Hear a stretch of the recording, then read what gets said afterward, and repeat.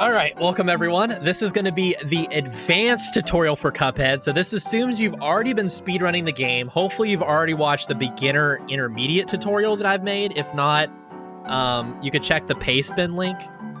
There'll be one in chat and in the description and all that. Let's see. Definitely check out the beginner intermediate tutorial. If anything, if there's stuff they're like, wait, he never explained this, it's probably in the earlier tutorial. But if you've already been speedrunning this game, you're probably ready for this. And I'm going to show you how to get those world record time. We're not going to be messing around in this tutorial. So if your body is Reggie, mine definitely is. So the first thing we're going to start off with is high bounce lobbers. Now this is only useful in a few. Actually, it's useful in a lot of places. So basically when you shoot a lobber shot, you can see it kind of bounces a few times and then just dies. So you already know our lobber traps that we set up, right? Normally you just hold shoot and just spam jump. The problem with that is that some of your shots are being shot low to the ground and they're disappearing really fast. Whereas if you jump and shoot a shot, look how much longer it sticks around.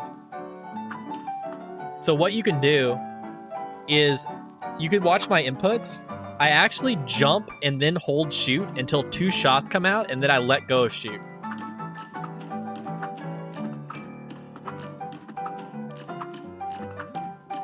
What this gets you is a much cleaner lobber trap, where all the shots are high bounce. And this will give you more lobbers that fall on the boss.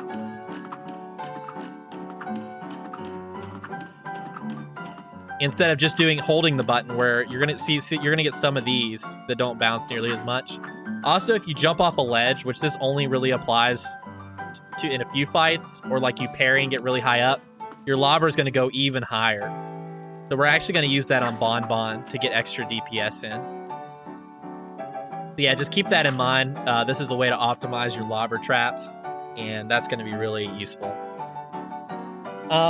The next thing that we'll go over is same weapon Kaleva Swaps. Now, I want to go into more detail about Kaleva Swaps and how to optimize them in general. So if you didn't see, I'll just go back over Kaleva Swaps real fast. Basically, when you push EX, you want to push weapon swap immediately after, and you'll start shooting bullets again. You can see how a little lobber shot comes out, because when I switch weapons, it allows you to shoot again, whereas normally when you push EX, you stop shooting for a bit. So how you want to do it with regular Kaleva Swaps is you want to push EX, weapon swap, and then when the EX comes out, you push weapon swap again. So it looks something like this. So you can watch my inputs. Again, my controls are in the tutorial Pastebin link. But basically, I'm using default controls, but Y and B are swapped. My EX and dash button are swapped. But this is the rhythm that you want to learn. Practice doing them in the air, at every angle. You know, just get used to where you're hitting these all the time. Like, hopefully in the beginner intermediate, you're already trying these out and using them in some places, but you want to get really consistent at them. And you could just watch my controller inputs to see the rhythm. But basically, the first weapon swap comes right after you press EX. The second weapon swap comes after the EX bullet actually comes out of Cuphead's hand. Now, sometimes you want to do the same weapon EX. So you want to get the benefit of a Kaleva swap, but you don't want to use a lobber EX, for example. Maybe you want to use a spread EX, but you still want to get the benefit of getting those extra bullets. So basically what you do, there's 2 ways of doing this. The easier way is to press weapon swap EX and then weapon swap again. So weapon swap EX, weapon swap, like that. And you're getting the same benefits. That's the easier way. I don't think it's quite as optimal. The harder way is to press EX and then just press weapon swap 2 times super fast, like this. You can see those extra lobber shot coming out and the extra bullets coming out. There isn't always a lobber shot because lobber has a cooldown in between shots. but it is counting on the cooldown even when it's not shooting if you're doing the swap properly. So you can kind of see how I'm doing it. You can also do this with any weapon. It's actually maybe more easier to see because the spread, you see the spread bullets come out. That's how I do them. If you're struggling with that though, do the other method I said where you push weapon swap first, EX, then weapon swap, like that. But double tap is how I like it. So basically the two different weapon swaps have to be done differently. You have this version where you want to use an EX of the other weapon, and then you have this version where you want to use an EX of the same weapon, depending on your needs during the fight. But it's really important that you know that. Another really important thing is lag reduction. This is something I didn't talk about in the beginner tutorial. Anytime you parry, you lose 0.16 seconds of time. And anytime you use a plane super, you lose 1 second of time.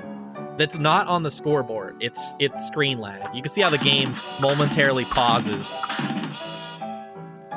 This is part of the reason why we don't get parries on Potato, on Root Pack, but I'll be going into that once we actually get to him.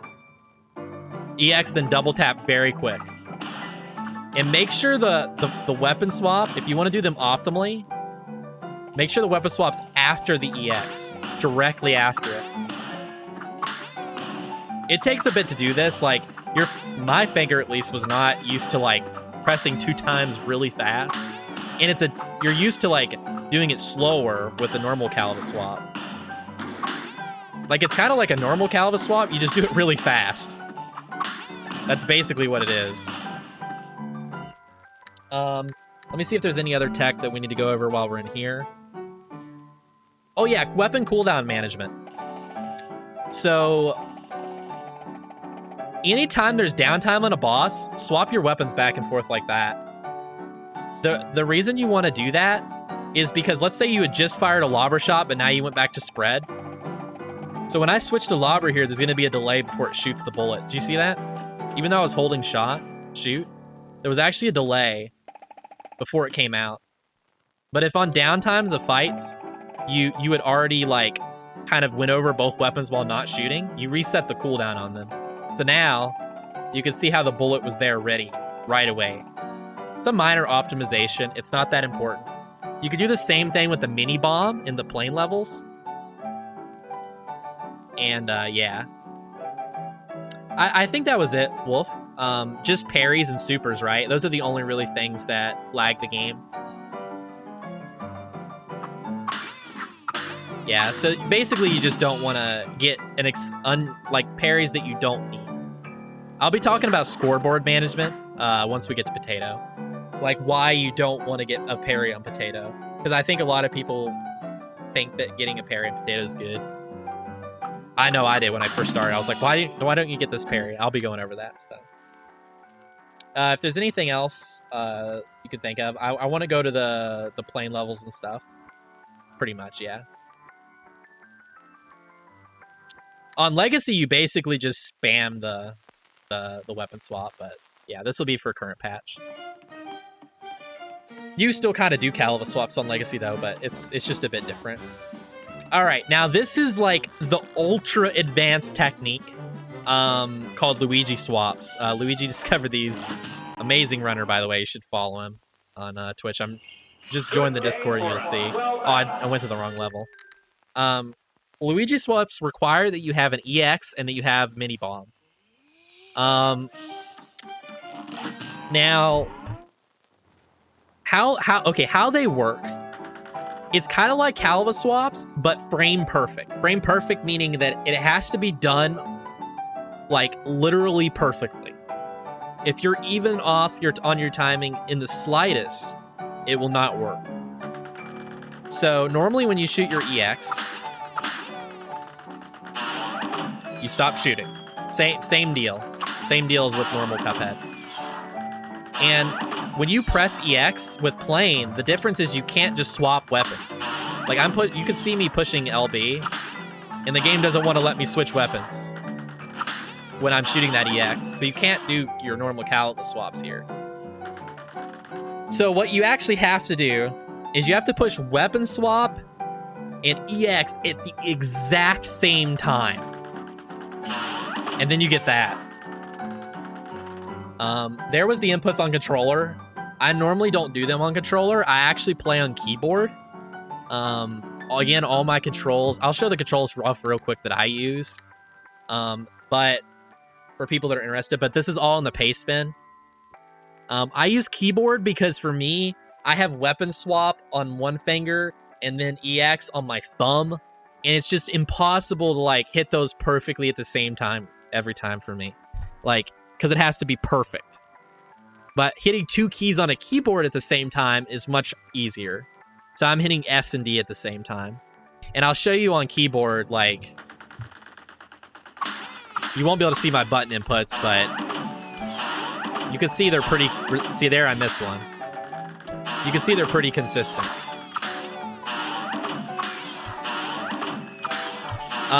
The other option, that's another weird thing about that, is sometimes you'll just keep shooting bullets even when you're not holding shoot when you do a Luigi swap. That's kind of a side effect. Not really important. SBD Wolf doesn't use keyboard, and he's able to do Luigi swaps consistently, so you don't have to use keyboard. His button layout, maybe you could post it in chat if you want, SBD Wolf. But it's also, I have his button layout in the tutorial pace spin. So I'll put that there. If you guys, these are, we're kind of, right, other people are trying to incorporate them. But right now, me and SBD Wolf are the only really people that are making heavy use of Luigi swaps. And I think that that's because we have button layouts that are good for it. Remember that weapon cooldown management thing? It works on plane too, by the way. So you can like do a mini bomb, then on downtime on a fight, reset the cooldown on your mini bomb, and then it'll be up again for you. You reset the cooldown by just letting the weapon, like having the weapon on without using it. And then you'll have these extra little bombs up, which is going to be very important. Format is all wrong. Yeah, it's all in the pace spin. So, that's basically all the advanced tech that's not boss specific. The other thing I will talk about is scoreboard management. So on the scoreboard, I already taught you about star skips, which is where like both stars appear at the same time as you mash. Sometimes some of the other things, if you mash hard, will snap in instantly. Like instead of counting up to like 6 EX usage, it'll just snap to 6, and that saves a little time too. So basically just mash through the scoreboard.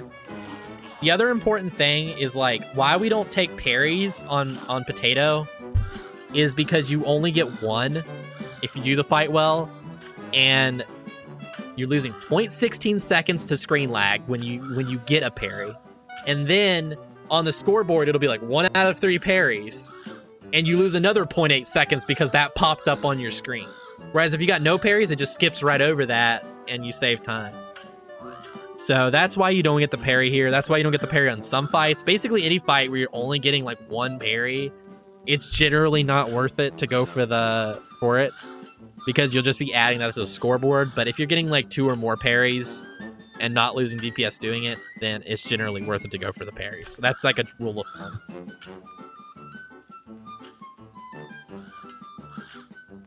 All right, so let's start a run over. And then we'll go through the advanced route now with all the bosses and everything. Hey, there we go. There's SBD Wolf's control scheme. It's in chat. The Twitch chat. All right, but it's also in the pace spin, so you can check it out in either place. Yeah, I'm doing a tutorial right now, so I won't be responding to people in chat unless it directly pertains to the tutorial.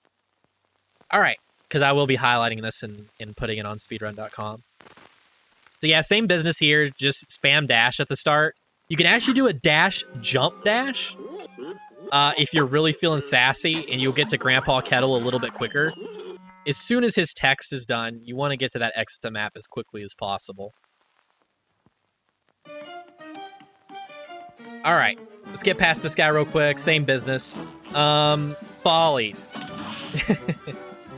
Now, I could spend hours on Follies, and I'm not going to do that because I don't want to make this video 50 hours long. But I'll just kind of show you a couple times going through it pretty fast.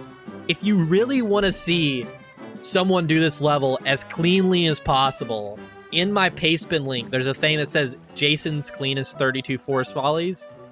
Watch that and just study it. If you really want to optimize the crap out of this level, study that fight. But I'll try to show some stuff and give some tips. Same thing as beginner, you just want to hold shoot. The difference here is you want to do jump dashes as often as possible. You want to get that coin without having to use that little platform, too. So you want to just kind of jump dash your way through. You want to try and get that coin again without landing on that little platform. Get through here as quickly as possible.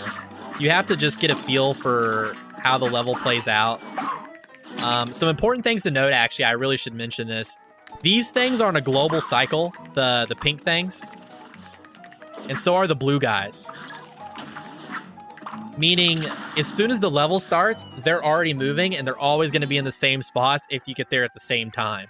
But if you get trolled, and you end up going slower than you're used to, these things will be in different spots. The sunflowers, however, are like pretty dang random. They can just appear anywhere. That's why you hold shoot down to just hopefully kill them as you're going through the level. Yeah, this level this is like easily one of the hardest levels in the entire game to optimize. Like, this blue guy is already going to give you a lot of trouble. Basically, to deal with him, when I do this dash to get over here, I'm trying to dash in a way that when I come out of the dash, my bullet goes over and hits that annoying blue guy and kills him. Here you can go top route or bottom route. Top route saves 5 seconds. Bottom route, though, you can kind of just dash under here, get that, go over. You can go under or over those pink things. Parry this. And yeah, just get through. I'll show some more optimal strats too. And the acorn skip. We got to go over acorn skip, which is the real reason this level kind of sucks. But, you know, everyone has to get through it. You can, like, try to skip cycles on those plants if you do have to deal with them. Here goes. But yeah. Okay, now let me actually try and get through the level. Get that coin. You can actually get that coin without ever stopping, moving right if you're really optimal. Again, watch Jason's video if you want to see a god at Forest Follies. That guy control you. You might have to wait or avoid him. Get the parry as quickly as possible. Kind of get through here. Okay. Oh boy. Top route saves 5 seconds. Yeah, 0.5. You stretch your thumb and hold X and press B. Yeah, I hold my thumb like this over the controller, and then I kind of rotate my thumb across, but it really depends on what your button scheme is. You could kind of see that I'm using 3 buttons simultaneously because I'm holding shoot. It's gonna be awkward, but hopefully with your control setup, whoever does this can find a way that's comfortable for them. You could just do 3 dashes here, and it's a little easier, and then do the bottom route. You can get pretty good times doing that, and it's a little easier than like the 32 strat that you'll watch Jason do. I might even just pull that video up on stream real quick, but just know that you can do that. Okay, so ideally you want to get here with at least 2 HP or 3. And this is where you really want the debug mod. Because if you push 9 on the debugger mod, again, this is also in the pastebin that you can download and put into your game. You could push the 9 key and you become invulnerable. You see how I'm taking no damage? Now, to learn this acorn skip, what you want to do is you want to get rid of that machine so it's not annoying. Take a damage boost to get up here. And you need to walk off the edge. Just walk off. Don't dash. Don't jump. Walk off. And then when you get to a very specific spot, this is a frame perfect trick, meaning it's very precise. You need to push dash. Just hold right and push dash at a very specific spot. See, there I got it on the backup. and just practice this with invulnerability on using the debug mod. That's what it looks like. What that allows you to do is you can see I kind of clip into the ground and go under this thing. So normally there's an acorn machine here, and it takes like sick forever to kill him. But that's why it's called the acorn skip, because you just go right under him. And yeah, this is the backup, is you take damage here, and then you try to get that clip on the way up. That's the backup strat. See, I got it there. But this is the way you should practice. It's really hard. This is a frame-perfect trick. No one is 100% consistent at this. Literally no one. Even the best runners. So don't feel bad if you're struggling with it. You can always kill the machine if you really hate this. But yeah. There's also a backup where you do this. I honestly suck at it, so I never go for it. But you kind of do like a mini hop here and then dash into it. I'd like to show that at least once. Like I said, I kind of just suck at it, so I don't ever go for this backup. I know Jason does it, though. So you could probably see runs of him doing it. I don't really know exactly how to time it. But yeah, basically you can jump and do the clip like that as a backup. I recommend just practicing it like this, though. So I'll show what it looks like when the machine's actually there. Now go! Oh, crap. Okay. So yeah, you have to kind of get used to getting to this stage when things go wrong, too. Oh yeah, that's another thing I should mention. When you fall off this ledge, it refreshes your dash. So what you want to kind of do if you're going top route is like dash to this spot, dash again, walk off the ledge and dash. Like that's how you get past this platform really quickly. Yeah, like that. You're just going to have to watch good runners go through this level a lot to know where all the dash spots are. Oh, another thing I should mention. You can actually, I'll show it next time. You can actually damage boost on that parry instead of parrying it. And it kind of bounces you up into the coin. And that saves you that scoreboard thing I was telling you about earlier from parry appearing on it. Okay, so there's acorn skip. Just spam dash until you're going to die. Don't fall into the pit like I just did. But basically, you just spam dash along the bottom, and then when your invincibility frames are about to run out, then you want to bounce back up and just kind of get through the rest of the thing. Now go. Yeah, let me try to show that damage boost strat, too, on this way through. Again, this level's really hard to optimize. It's insane. So, you'll have to spend a lot of time on this level if you're wanting to grind out really good times. You have to practice it a lot. You can get 5 dashes here.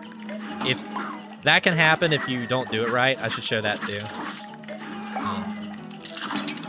Let's see. Yeah, like that. And then you can get like 3 dashes there, get that coin, go through. Alright. Now go. I really need to show that damage boost. But it's good to just see me go through this level like a bunch of times and see like all the things that can go wrong. Because a million things can go wrong. And it just takes a lot of experience to get through the level fairly consistently. This is the most reset heavy point for everyone. So here's the damage boost. That saves you from having to get a parry. You can actually get that on an early cycle. That's not a strategy I go for, so I'm not really good at it. If you do have to kill the machine and you're not trying to go for like a insanely good time yet, you can kind of just do that and just kind of get through these guys real quick. Like that, and finish the level. Alright, now I'll just try to show what the level looks like, maybe get a decent time here, if I'm able. Although I don't want to make this like a demonstration video, because that'll take forever. But just so you can see what the level looks like when I'm actually just going through it. Again, it's just going to take a lot of practice, because stuff like that can happen. Where I get a little greedy and go for an extra dash and then screw it up. So yeah, you need to kind of get through here as quickly as possible. That wasn't really that good, but if you can reach those kind of times, it'll be fine. And yeah, like I said, in the pace bin, if you want to see how to do this really optimally, like get a 32, which is the best that we've discovered you can do on this level yet, go watch Jason's videos.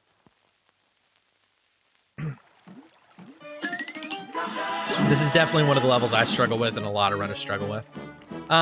Same as beginner intermediate, just do shop skip. Just try to get to the spread gun as quickly as possible and A and B at the same time. And don't accidentally hit B 1 frame early or you reset the run like that. So that's what happens when you accidentally push B a little early. Okay, there we go. There it is. Try to get fast at this menu. Spam the Y button. Get in here, get rid of the pig, equip spread, and then go into here. All right. So basically the same as beginner intermediate. Just try to do it a little faster, you know? All right, root pack. Easy boss. Let's get through this fast. One important thing to know with root pack is that notice how that first bullet does no damage. Potato is actually invulnerable for the first second of the fight. Did you see how I did no damage? I'll shoot 2 this time. No damage. You can see in the top left the health bar from the debug mod. I highly recommend getting. He's invulnerable for the first 2 seconds. So to optimize this fight, what you do is you start off holding up and right and shoot. Then you let a slight delay in before your next shot. Like that. A little bit more of a delay. Here's a real high-class bout. Now go. See how that bullet actually hurt him? It's because the second shot was delayed. What I do is I do 3 lobber shots total. The second shot is a little delayed. And then as soon as I'm about to do the third shot, I run it at him and spread. Switch to spread. Now you'll know if you did this right because he won't get a chance to get the second parryable off. See? Go here, do a high bounce lobber, and then switch to spread. There's 2 ways to do this that I'll show. There's that way I just showed you, which is 2 downright EXs. I'll show another method. Do another high bounce lobber. And yeah, get your Kaleva Swaps down. You want to try to use the EXs also to kill the mini carrots. And then just take him out. This will kill him a lot faster if you've been using the beginner intermediate tutorial strats. Now I need to show you something called triple damage lobbers. And this is how you're going to get like crazy times on root pack. You can get as low as a 37. This is the first fight where they're applicable. Now you remember the 2 times damage lobber EX. That's where an EX blows up next to a boss on the ground next to him, rather than actually hitting the boss. A triple damage lobber EX is when an angled lobber shot is, so like it's coming from the, it's actually like shooting at them. It doesn't really work if you shoot straight down. At least I've never found a way to make it work. But if you're shooting at any kind of angle, like down right or just right, upright, like anything where it's like it has some kind of horizontal momentum, at a very specific spot where it's like kind of hitting the ground next to the boss and kind of the boss a little bit, the lobber EX actually ends up doing triple damage. So you can, as you can imagine, you can get some pretty crazy things. The problem with this is it's extremely precise. I believe it's pixel perfect. Most bosses' hitboxes, which is like the region in which you can actually hit them with your bullets, is constantly like moving around a tiny bit because they have lots of idle animations. And so like, if you get too greedy with these, what'll happen is you'll get too close to the boss and then you'll just hit him for regular damage. Because you're like practically inside the boss, so that's something to worry about. I'll try to show on Potato a triple damage EX if I can remember the spot. Here goes. Okay, so that was double damage. There was triple. So how I knew that was triple, for one, it dealt a ton of damage, but the second reason is you can know if you deal triple because the lobber EX is really loud. Like, that's how you can tell is how much damage you're doing with your EXs is the intensity of the lobber. So like, listen to how quiet it is if you just hit the boss. Like, it's pathetic. If you hit the 2 times next to him, it's louder. When it hits the ground, it's louder. But if you hit a triple... Oh my god, potato OP. Okay. Dude, that was... I shouldn't have done an angle up right. I don't actually use EXs on this guy, so I'm not very familiar with the triple spot. Here, let's just go to Onion. You'll hear them really loudly. So what I do against Onion is... Let me see if I can... Okay. So I kind of line up Cuphead's... Let me pull out the point real quick. I won't spend too much time on this, but I just want you to know how it works. I line up the outer edge of Cuphead's straw, so it's going up against the outer edge of the shovel. This is a pretty good spot for doing downright EXs and going for triples, because it's a safe spot. You'll always hit 2 times at this spot, no matter how his hitbox works. But sometimes, if his hitbox kind of moves into you as you do it, you'll hit a triple. Or if you kind of like move a tiny bit more right, you'll probably get a triple. So that's kind of the spot that I aim for. And I use that tiny step tech to make sure I position in a good spot there. See, there was a triple. Did you hear how loud that was? That, I think, was just a single. Yeah. Here's a real high-class bout. It's on.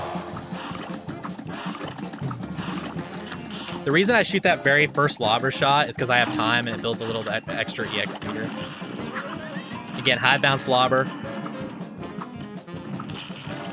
Get into position. Single. See, I just hit 2 singles. I got too greedy and got too close. That's why they were so quiet. But you can actually kill him before a single tear drops down with only 2 EXs. Again, try to kill the carrots with the EXs. Also, try to, if you can, try to do the Kaleva Swaps as you're falling down from the peak of your jump, because you'll hover near the top of the carrot for longer, so more of your spread bullets hits him.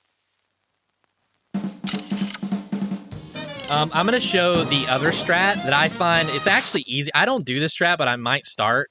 This is a way you can get a more consistent 1 second faster fight.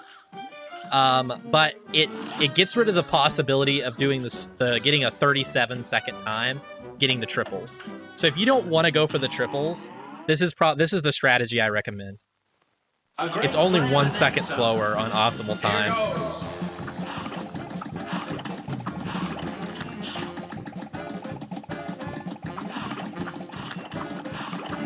Okay. Set up your lobber trap. As the Onion's about to come out, you don't have to worry about the high bounce. You could just go for it. So you could just switch to lobber and do the no swaps. And just kill him like that. Use 3 EXs and just aim them straight down. That's the other strat.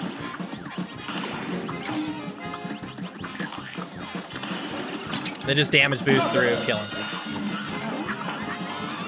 Alright, see you later, Wolf. Hope you have a good day, man. I appreciate you being by here and helping out, especially with the beginner intermediate tutorial. See, that's a really consistent 38 time.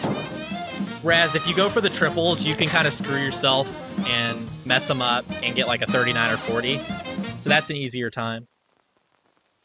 It's important when you shoot those EXs straight down that you're holding shoot and you actually let a little lobber shot go out.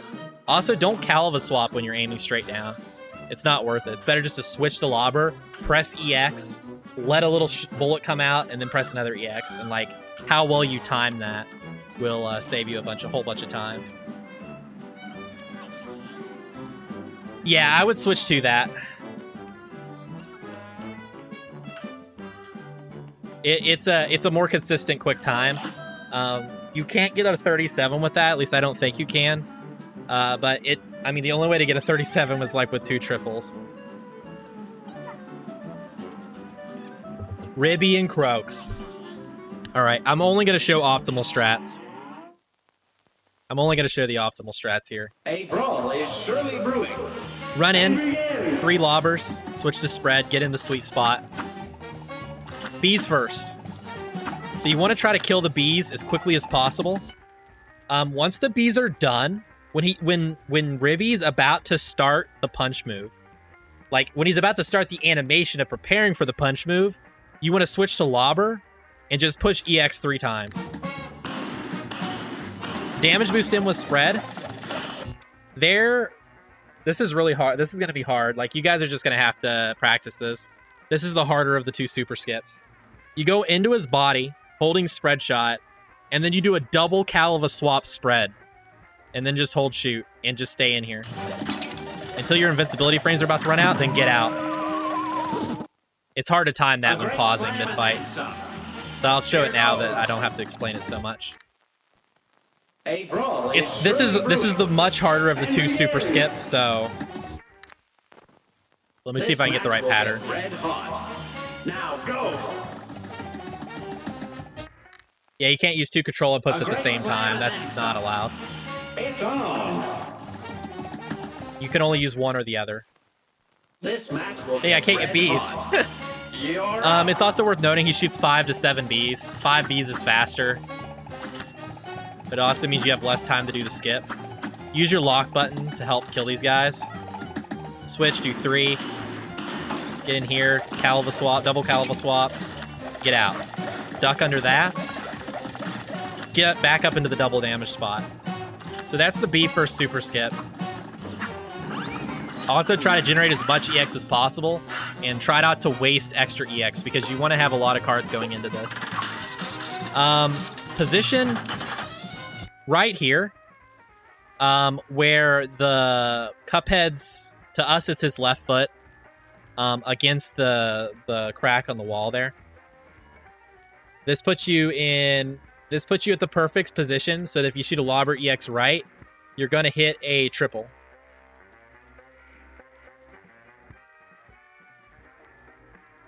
For bulls, you just want to stick to Lobber.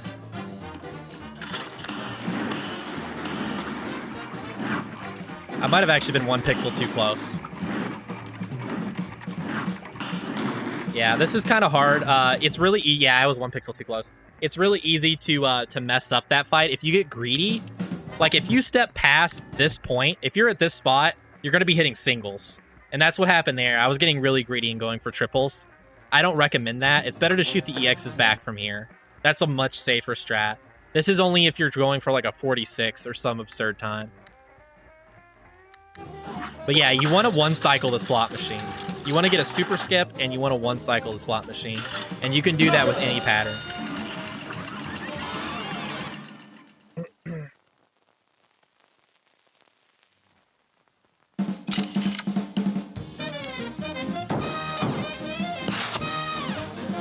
Ideally, you want to get anywhere between a 46 and a 50, with a 46 being like stupid hard. I've only gotten it 1 time ever. It was on stream. I just happened to hit a bunch of triples. I'm going to show all the Ribby patterns. I want to show off how to deal with all of them. This match will get red hot. You're up. Again, this will be the advanced ways of dealing with them, though. So this is I already showed you guys this in the beginner intermediate tutorial. Just stop DPS there. Get into the spot. Wait till he spins his fist. Shoot 3 EXs. I might have actually... important thing to note, this skip can get messed up. I barely got it there because I damage boost.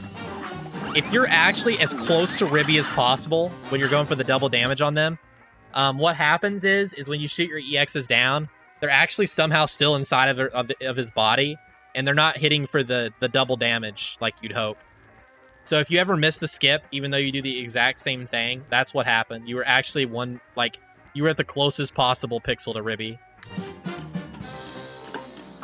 So you weren't getting you weren't actually hitting the double damage. Okay, so for these, you want to hold spread shot and then EX down every time you get an EX with a Kaleva Swap. That's a very difficult strat. Again, if you want an easier strat that doesn't involve one-cycling it, just stay back and Lobber. So it's a rhythm. The Tigers is just a rhythm. You just have to practice it a lot. Use the debug mod. Give yourself invincibility. Give yourself infinite EXs. And don't basically just keep waiting until you get Tigers and just practice Tigers over and over if you want to get really good at it. A brawl is surely brewing. It's on. Okay. So try to... Don't miss very much DPS here.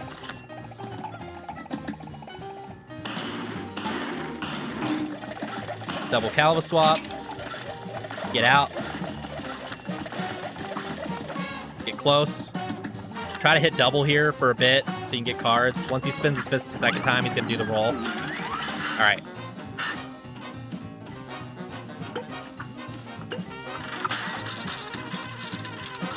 Tiny step here. The lights on the Tigers, it goes like blink, blink, blink, blink, blink, blink, blink, blink, blink. Like, how I time my EX is on the third... Once it starts the third set of blinks through the faces, I push EX. Should be right about now. Here's Tigers again. You want to have a lot of EXs for this. So it's really important that you do the super skips with like the minimal requirement amount of EXs like I'm doing. Again, if you guys are struggling with any of this, don't feel bad if you can't do the one cycle slots yet, or you're missing B first super skip. Like, you'll get through it. Let me try to get some of the other last attacks and just kind of show off the super skip a couple times. Then we'll move on to Goopy, who will be a really fast fight to show. If anyone has any questions too, feel free to ask. Again, it's important that you stop damaging on that punch right there. I might have actually over-damaged him. No. I almost did, though. 3 EXs. Remember to let those little lobbers get out in between. See, there I actually messed up. I was 1 pixel too close again. That's why I didn't get the skip there. Here goes. See, there I'm in a really good spot. See how close you can get to him? When you're this close, where Cuphead's like, you can kind of see where he's at. I'm like, it looks like I'm like as close to the boss as possible before hitting him. This is where your EXs are not gonna do as well as you'd hope they do. A great slam and then some. Now go.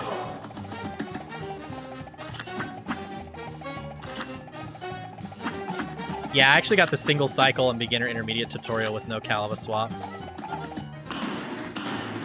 If you kind of messed up, you can do 2 EXs in there.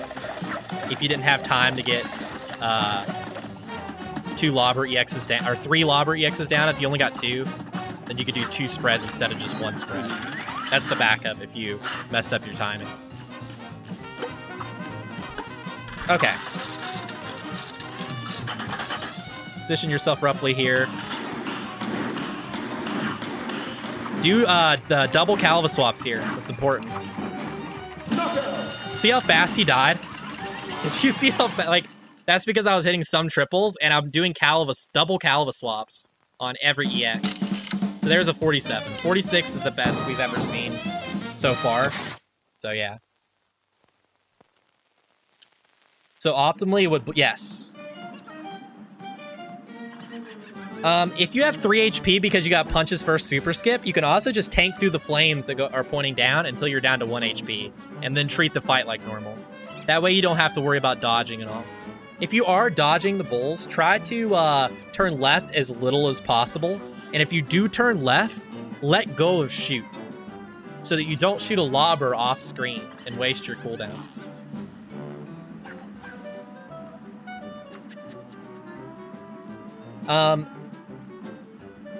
I need to get snakes, man. Let me just play the fight till I get snakes. And then I'll move on. Ribby's pretty hard. This is the great thing about using lobber over the old spread route, though, or P-Shooter spread route, is that you can get a 47 to 50 second time on any RNG. Like, you'll get in that range. See, there I knew I was too close. That's why I repositioned myself really quick. That just comes with experience. But just know that that's what's happening to you if it looks like you're doing it right, but it just doesn't work. But let me try to get snakes. Again, you just always get in the spot. I'm going to wait till I get snakes. Here's the beginner strat, by the way. If you want to have an easier Tigers, until they start getting close together, then you just jump. And you just hold lobber back there. But anyways. Bulls again. See, on the beginner intermediate tutorial, I could only get snakes, and I could never get tigers, which is what I wanted to show. And now I can't get...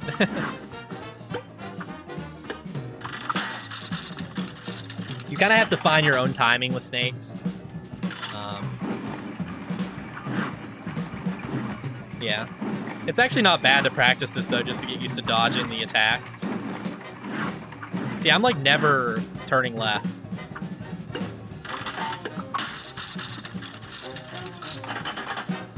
Okay, here we go. So what you want to do is I hop on a few of these, and then I do a big jumps so that I try to jump on every third platform until they start getting fast. I kind of missed an EX there. I wasn't close enough. That's why I didn't get the quick kill, but you can one-cycle that too. But essentially, I'm trying to, like, time it so that every third platform I land on after my EX. That's how I time them. But yeah, you can one-cycle snakes too. It's, you know, you'll see it all over the place. It's not that bad. You'll get used to it. Just spread and EX down. How do you make it so you can shoot right after a nuke? That's kind of a meme strategy. It's not really useful anywhere in the run. But you just do the same thing. You push EX swap or you push swap and EX on the exact same frame when you have a super. And you have to be holding shoot too. All right, I'm gonna take a really quick bathroom break and then we'll get into Goopy. Again, this will all be timestamped, so those watching the highlight can just skip ahead. I'll be right back.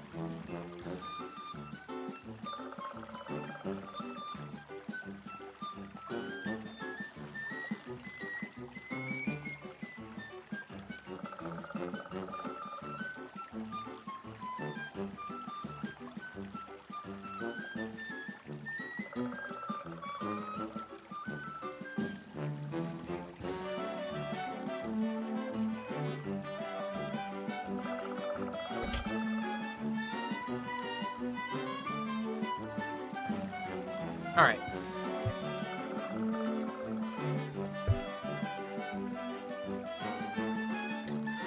No, he was talking about for the nuke, Bridgie. Not the mini bomb. Yeah, you can do Luigi swaps with the mini bomb. I'll be showing that off in Wally. It's the same inputs though as with bullet.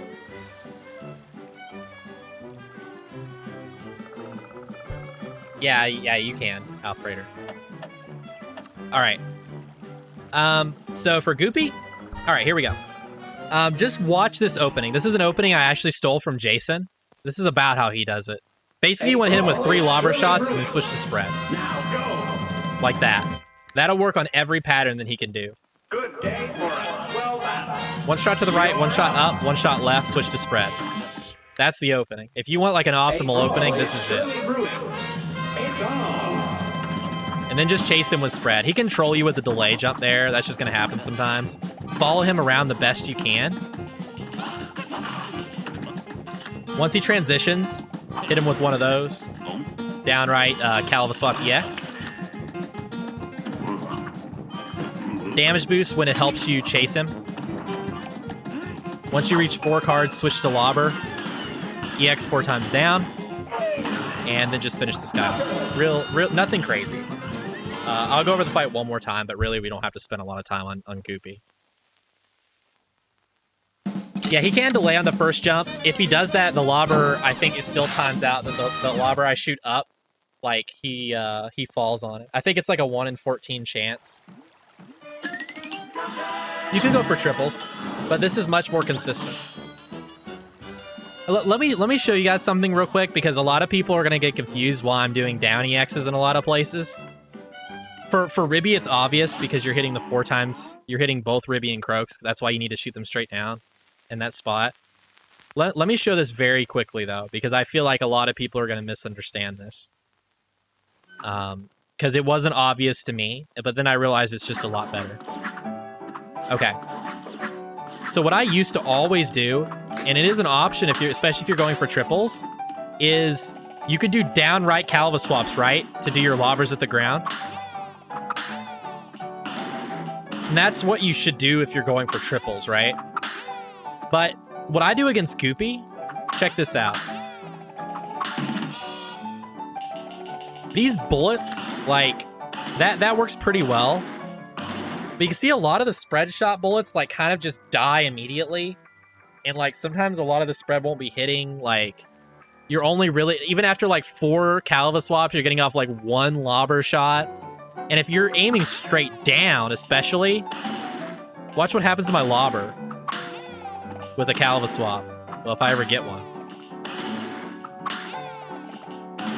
Yeah, my cooldown must not have been up. Yeah, see, it's like the most pathetic little lobber shot. It will never hit the boss. That's what happens when you Kaleva Swap straight down with that. So what you do is you do this instead. You just literally switch to lobber, hold shoot, press EX, and you let one little bullet come out in between each EX. This was in the beginner intermediate tutorial, but, like, see that? Like, the cooldown for your regular lobber shot is going on during the EX. So I'm doing that against Goopy because I'm hitting him with all these extra bullets. You have to pause slightly, yeah. See, if I do it, if I just mash it, you won't get those extra shots. Like, or very rarely. So I'm just, you can look at the button presses. And the better you get, the more optimally you'll time that. That's really good against Goopy. It's super consistent. You can get a 30-second Goopy time with that. Now, if you're crazy and you want to try to break the record and go for a 29 Goopy or something, you got to go for triples, right? But 30-second is the best that we've gotten so far. So I'm just going to go through the fight and kind of show you how it looks. It's important. See, there's the delay. It still works out, that strat. You want to do jumps up into him to help hit him better with spread. That's kind of hard to learn. I went for a triple there, but you don't want to get too greedy with triples or you'll end up hitting him with singles. If you have 3 HP, just damage boost each jump.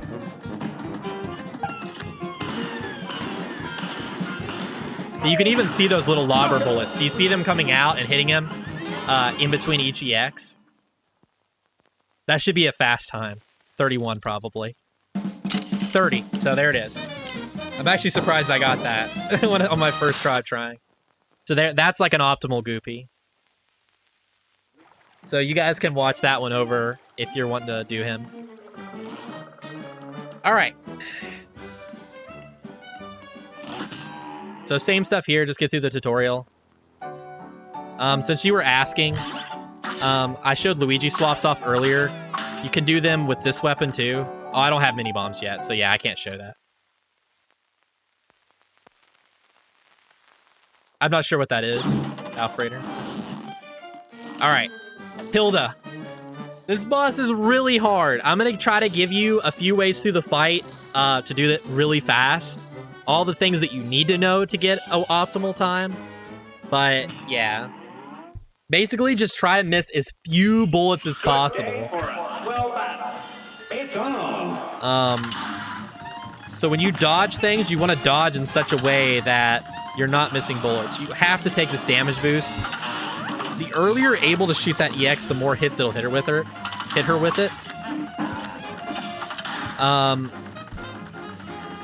Now, there's a lot to go over on this fight, but I don't want to make this video super long. So I'll try to put you on the right path. But, like, after she's done that attack, she's going to do Tornado or she's going to do a Ha. And then after Ha, if she does Ha first, unless you're, like, really going ham and doing lots of damage, she'll do another attack, which will be another Ha or a Tornado. So that's how her patterns work. It's important to try to do the fight enough so that you know where the parries are going to be coming, because they are consistent. I'm not going to go through all that. Mini plane to get around the Tornado. Don't damage boost it. You can go for a super. I'm going to show the optimal strats, though, because that's not what you want to do for optimal. Alright. Because, again, supers cause 1 second of screen lag. There is some pretty good strats that use super. I'll show one of them. You can also do this really... After the parry, if you have an opening where, like, you parried the thing and the thing still hasn't charged, you could press EX early, and sometimes, like, it'll ram into the EX, and the EX will hit it a whole bunch of times. I'll demonstrate that in a second. When she's going back and forth, you could time your EXs depending on where you are on the screen so that the EX hits her 4 times as it's going through her. If your timing is bad, the EX will only hit her twice. And if you have like decent timing, it'll hit her 3 times. So that's just another thing to keep in mind. If I'm far back, she kind of sways left and right. When she sways to the right and is about to start swaying to the left, that's my timing for pushing EX. You also kind of have to realize she kind of goes up and down too. So you need to predict where she's going to be. And also know that sometimes she's going to pause and do a tornado. So you have to like know when the tornadoes are going to happen, which again, can be a Ha or a tornado after the bull phase. So see how that hit her 4 times? That's because I'm actually timing those. Then you want to take the next damage boost, of course. Try to dodge these the best you can without losing DPS. So there was the tornado, but thankfully I had it in a good spot. Parry as much as you can without dying. If you feel like she's about to transition into this phase, you actually want to get closer to her as you're shooting her, because you're just like hitting her with more bullets before she turns invulnerable, because you're closer. Then back up. If you have a lot of cards, shoot an EX here. So that way you don't get a super. This is another ridiculously hard part, is this phase. So what you want to do, your EXs can actually get clipped onto the UFOs and they get stuck if you do a very specifically timed EX. And specifically spaced EX. So you kind of want to be like, as soon as she comes out, you press EX at this spot. See how my EX like it like got stuck on that UFO for a bit? That's because I actually timed it like that. You'll kind of just have to watch runs of this. This is like something I have to work on. SPD Wolf is the best at this, so definitely go watch his channel.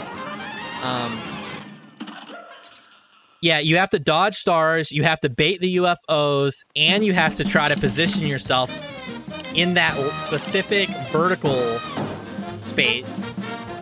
When the UFO reaches the top of the screen is generally when I push EX, by the way. Like, one UFO reaches top of the screen, I immediately push EX, and then it hopefully clips on the next UFO coming in. That's the visual cue I use for that. And you want to be like a little bit, your EX is going a little bit right above the white part of her eye. Yeah, this is getting really advanced. Again, if any of this is confusing, you could try to just incorporate what you can. You don't have to do all of this at once. Just pick up bits and pieces, or do the intermediate strats. All right. I have to show this a few more times because there's so many variations. I'm gonna show a Kaleva strat that's actually really nice and will probably help a lot of you, because it's easier. So yeah, I tried to do that thing I was talking about, but it's pretty hard. Okay, let me retry. You really don't want to get hit ever, other than the 2 damage boosts. Yeah, the UFO clip's pretty crazy. It's really hard. I'm gonna show some other optimizations with that phase too. Hilda's like easily one of the most complicated fights in the entire speedrun to optimize. See, I missed an EX there because I didn't time it right with the tornado.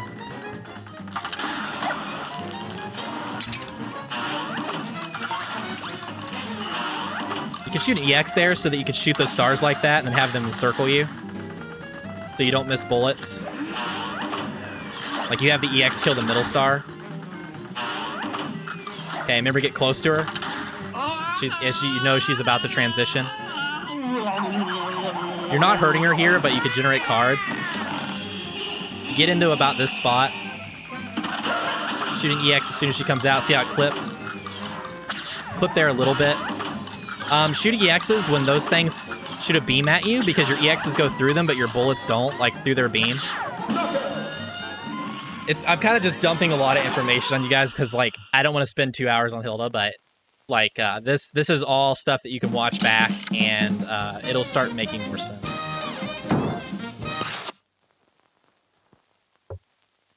I'm gonna show you a really cool strat.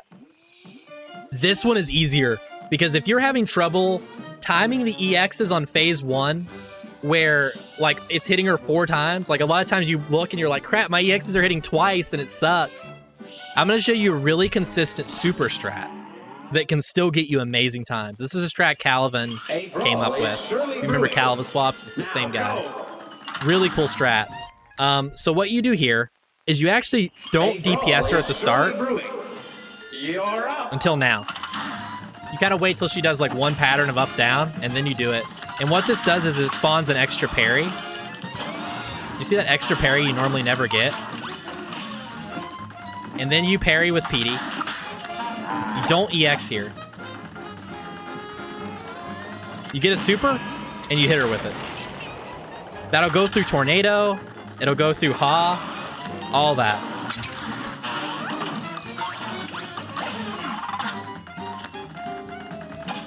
And then you have a very consistent, like, you don't have to worry about timing your EXs. You don't have to do any of that. And it works with every pattern.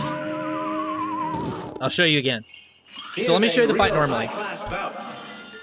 If I just do this, you will never get a parry here if you're hitting all your bullets. See, no parry, right? No parry, no parry. Not until PD. If you wait to DPS until she's there, she does one loop. See that extra plane? Parry. Now, obviously, you're wasting time waiting, but that extra parry gives you a very consistent super right here before she does her first attack. And it also makes it where you don't get trolled by Tornado. Yeah, it's only useful for CP, I'm pretty sure. Because they do very different strats. So that's an alternate strat. I find that one easier and more consistent to get great Hilda times on. I might even be doing that in runs, but it isn't the optimal strat. It's a couple seconds slow because you do use a super, which screen lags and all that. You can kind of look at my timing when I shoot an EX there.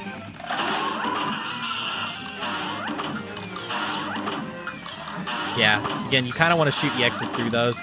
It's a lot to manage. See, I got a really good clip there. You can parry those if they come out. That was pretty scary. All right. I'm trying to think if there's anything else on that fight. I think that's the gist of it. You're just going to have to watch. Like, it's just a ridiculously hard fight to optimize. World record's 1:04. I'll be uploading a 1:05 time to my YouTube. I haven't managed... I've gotten a 1:04 before, but I wasn't recording. So I only have a 1:05 on record. 1:05 without a super, which is important because that's an additional second. If you're ever able to start getting 1:10 or under, that's like great. Like my world record has a 1:11 Hilda, and I've been working on the fight, but because SPD Wolf gets like consistently better times in this fight. But it's a really hard fight. It's really technical. This fight, I've spent so many hours trying to understand, and it's just a ton of practice. Yeah, even less than 120 is really hard. Super hard fight to optimize. That generally explains all of it. If there is any more questions that you guys have, though, you can also join the Cuphead Discord, which is in the... I have an invite to that here. And there's always people that are going to be there to help you out, including myself. Cagney, thank goodness we get something easy. Big break. This is super easy. One minor note is you don't want to be too far forward on this platform, or when he goes, see how my lobber shots are just going over him? Like when he switches into that position. That's why you don't want to be too close on that platform. You want to be like back here. Like, this is the position you want. Let me try to get that pattern again so you can see what I'm talking about. Cagney's all about just trying to miss as few bullets as possible. That's how you optimize Cagney.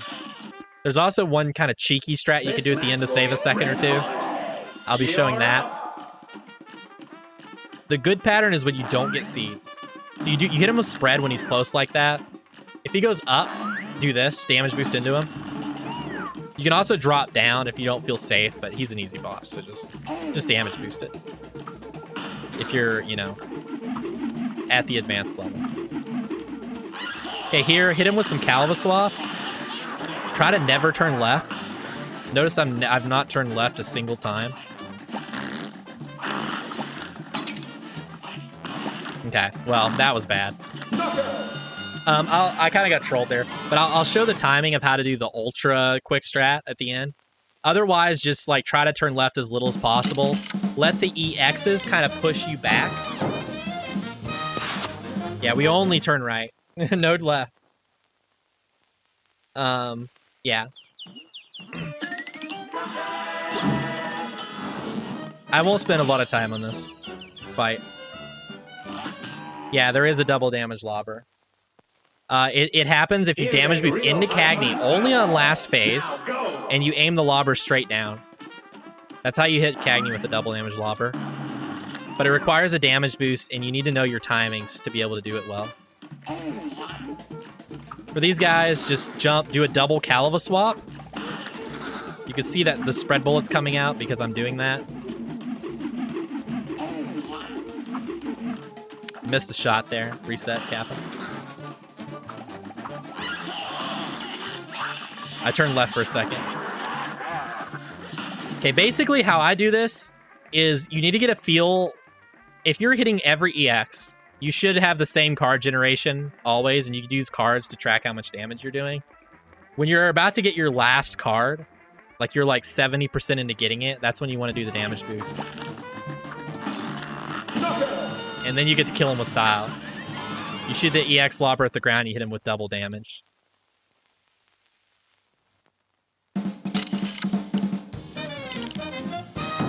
I have a 36 Cagney now. Last night, I actually beat my record.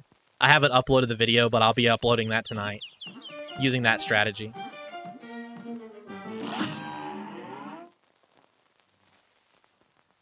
This match will get red hot.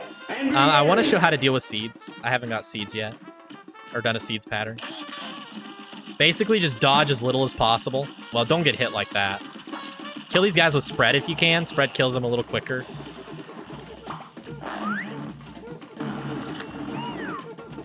Missed a bullet. You can kill that guy if it's convenient. Otherwise, just ignore him.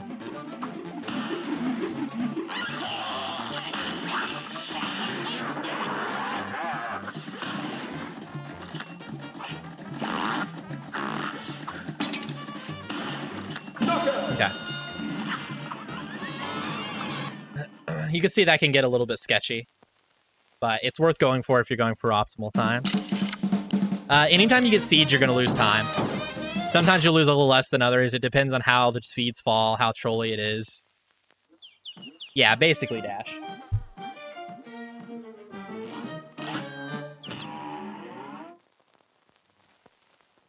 All right. A brawl is surely brewing. And begin! All right, I want to show the good pattern once. Now that I'm done explaining stuff much. Yeah, we could get trolled with this, but I'm going to try to make it work.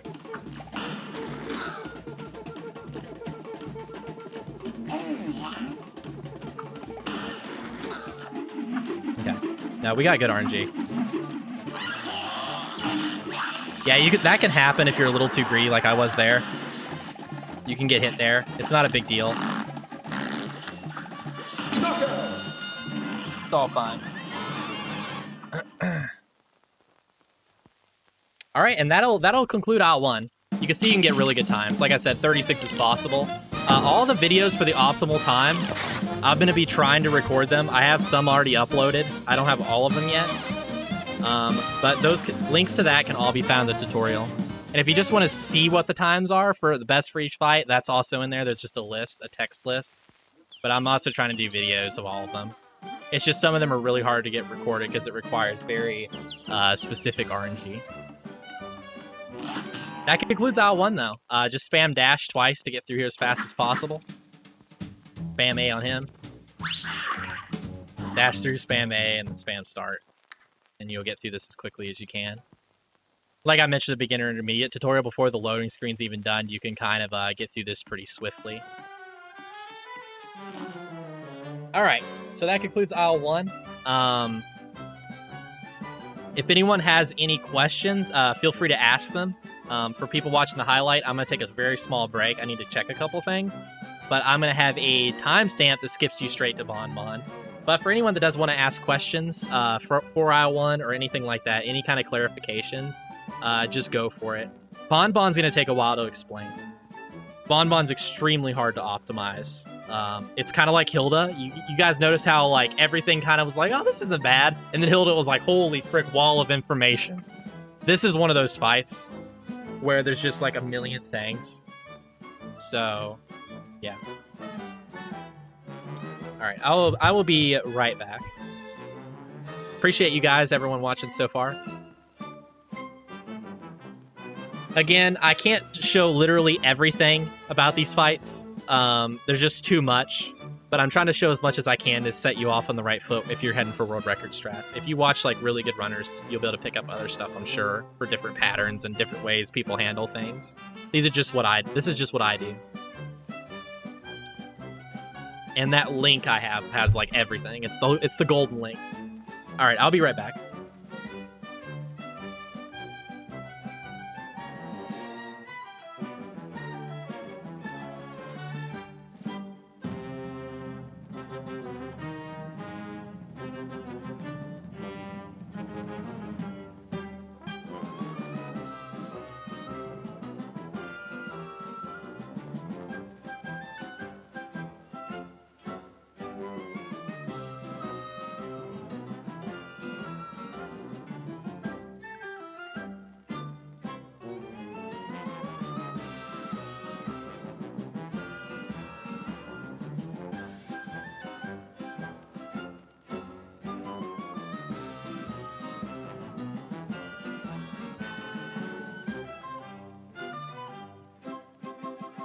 Oh, my mic was muted. There we go. All right, I hope everyone's comfy.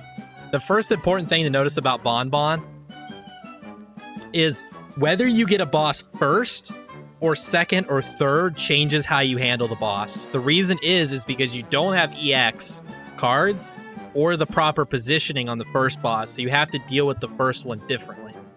I'll try to show how to deal with every first boss, and then I'll show how to deal with all the mini bosses if you get them second or third. If you get them second or third, it's like the same for 2 or 3, boss 2 or 3, but for 1, you actually have to deal with it different. Yeah, this boss sucks. So yeah, you start the same way with beginner, intermediate.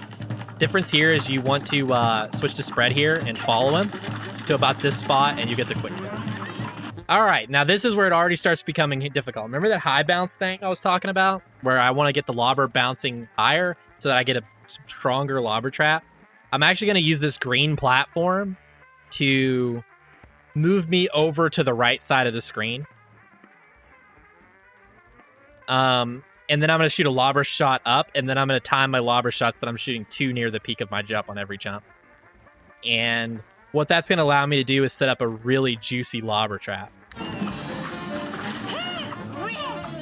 Okay, as soon as her head disappears as she goes into the castle, this is your timing for doing a double Kaleva Swap EX up. The reason you Kaleva Swap it is because you get an extra lobber shot, and the EX will actually fall at that timing if you do it right. It's a really precise timing, probably like 2-frame timing.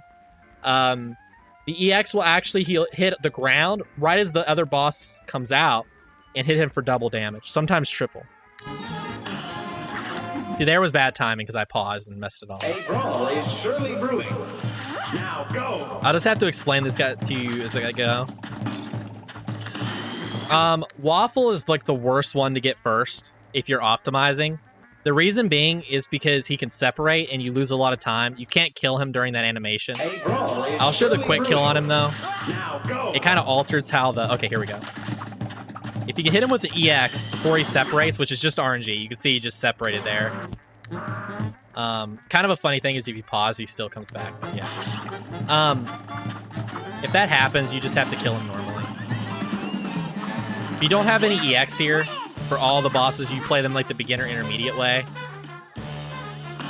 You always want to use an EX on the ground next to that guy. You'll get a quick kill.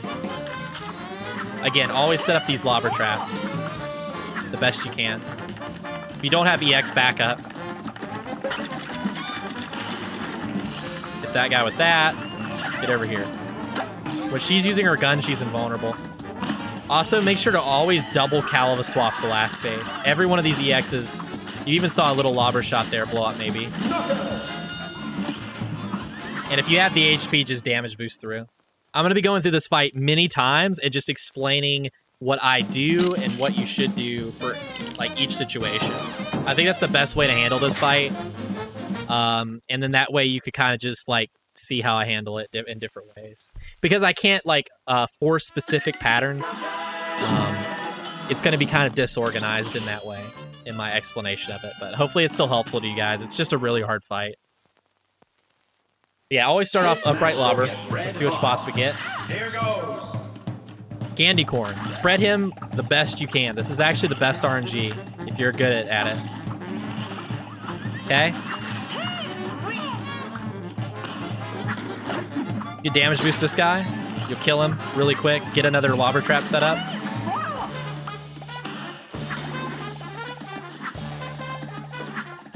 Okay, see, my EX was not timed right, or else this guy would already be dead. I only had 1 HP, so I had to dodge him. Set up a lobber trap. Watch out for the jelly bean. I just died to a jelly bean, is what happened there. That you only really have problems with that if you kill the boss slowly, like I did there, because I missed the EX. Or else, otherwise, the jelly beans you won't have much trouble with them.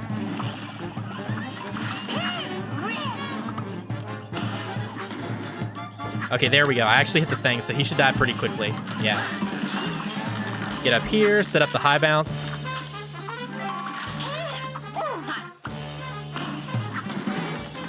You can just dash away from this guy. You could choose to damage boost him, but I like to save the HP. Okay, gun's gone, so now we're gonna go crazy with our EXs. Try to just jump spam so you don't slide into the castle. You can get really good at baiting that head even at 1 HP, but it's pretty terrifying. The more HP you get there, the easier it's gonna be. But sometimes you do have to take damage boosts to optimize your DPS. Hey, we got Star Skip.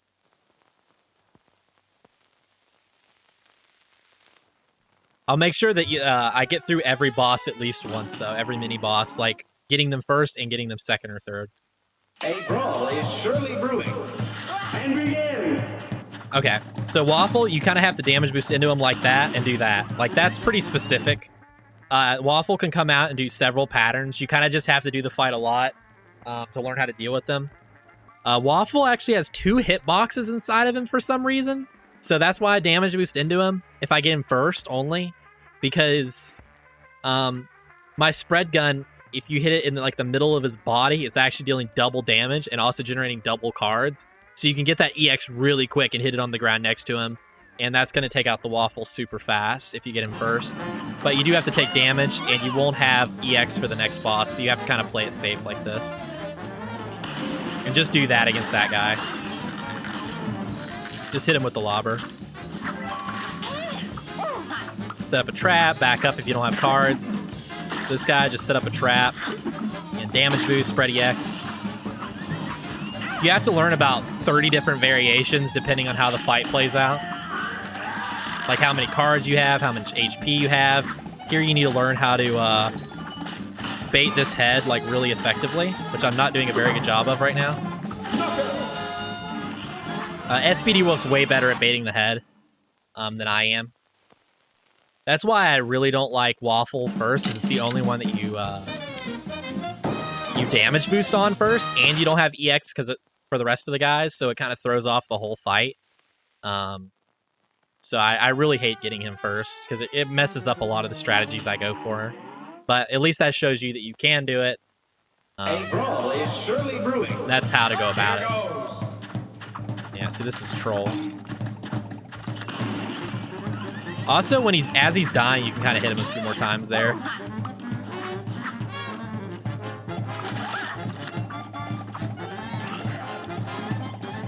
Not really worth it to go for parries, by the way.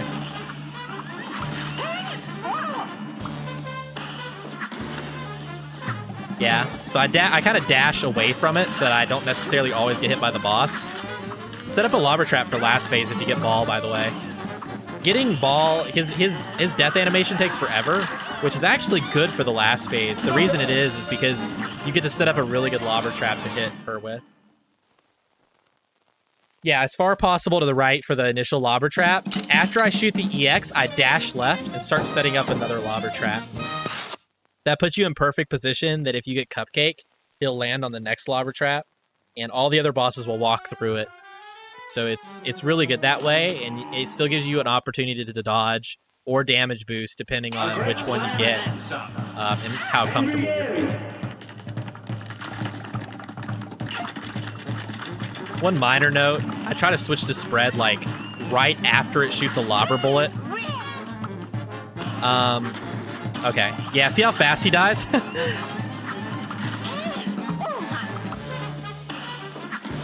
Oh, baby.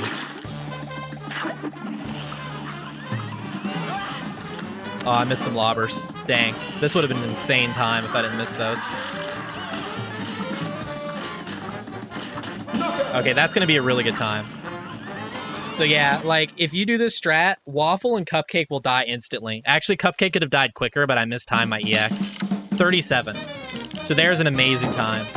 If I instant killed Cupcake, which is possible if my EX was timed better, that would have been a 35. This is regular. This is for the regular difficulty of the game. I have beaten expert mode, but yeah, this is for regular. Let me think. Oh yeah, ball first. I need to get ball first. A brawl is surely brewing. Here goes. Okay, let me just reset until I get ball first because that's the only one I haven't showed you. Here goes. Oh yeah, I haven't got him first. Set up a lobber trap and then dash to this green platform. Stand near the middle of it, and you won't get hit. And you could just chase him with spread, and then set up your trap as normal. Oh, I messed that up. All right, but that shows you how to do Cupcake first. That strat always works. If you get Cupcake first, because the platform will always be in the same position. All right. Let's see if I can actually get the ball. Yeah, you gotta get used to the candy corn and his different patterns.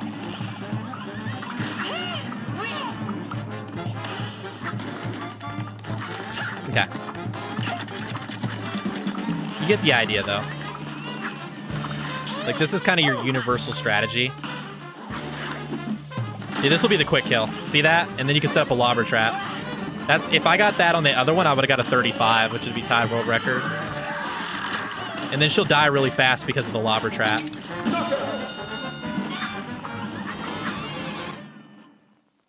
All I need to get is ball first, and then I'll move on. Really good time.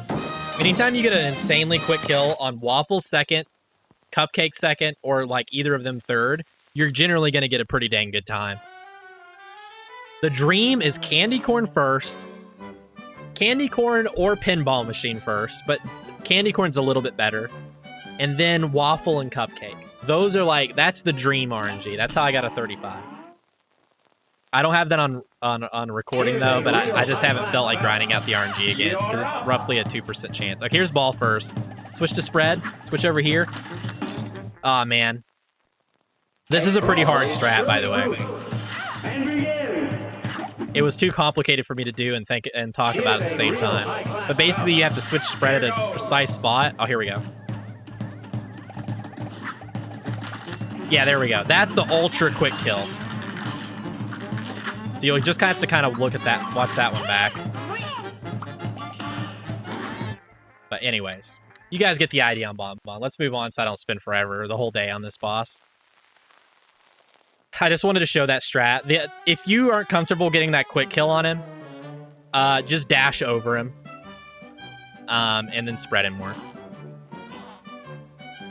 Yeah, Cupcake's actually good now. Lobber helps a lot. Oh boy, Wally. Okay, I'm going to show you how to do this fight well without Luigi Swaps, and then I'm going to show you how to do it well with Luigi Swaps, and then we're just going to move on. Like, that's basically it. A great slam and then some. So you won't have controller cam for this because I use keyboard. unfortunately, for the plane levels. You can kind of get good at weaving around his eggs. You want to kill him near the bottom or middle of the screen. Super as soon as you get it. Also, I did a quick mini bomb there. That's an important little note. You kind of want to get good at this. Yeah, that was really bad. I couldn't parry that guy for some reason. Oh, I got hit, so I couldn't parry. That makes sense. It's a tough fight. The good RNG is that he starts going up like he just did at the beginning. Unless he does gun, and then you're sad, like he just did there. Like, that's basically a troll pattern. You'll eventually just memorize all of his patterns. I don't want to go over all of that. Just try to kill him as quickly as you can, and try not to trigger his second phase at the top of the screen. Alright. Reset your mini-bomb cooldown there. I did a quick swap to it. Parry that guy if he's in your way. Just super through this guy. If he's going up, you can kind of mini-plane into him, just to get to him a little quicker. Do the pause trick. Oh yeah, no Luigi Swaps, that's right. You can try to be a big boy and go down below, even when the screen's closing in on you and you have 1 HP. I'll show that off in a second. I'll go through this fight a couple times. Just try to show the both strategies. Because there's just a lot of, like, little variation on this fight. It's actually an extremely difficult fight to optimize. Like, very, very hard. Hit him with that quick mini-bomb there by just weapon swapping twice.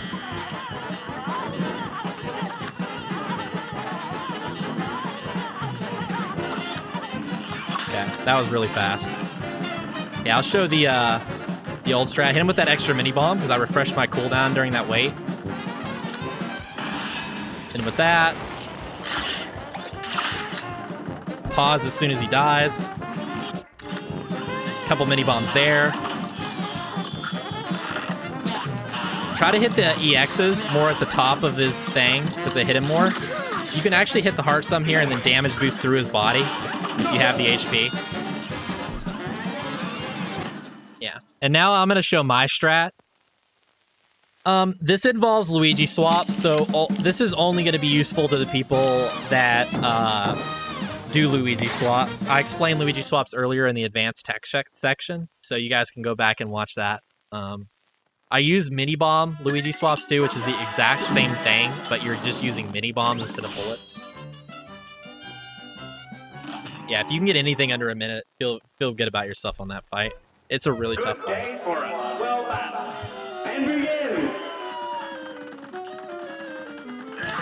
The reason I don't do the quick mini-bomb at the start and I wait is because it gives me a little bit more control over when I transition him.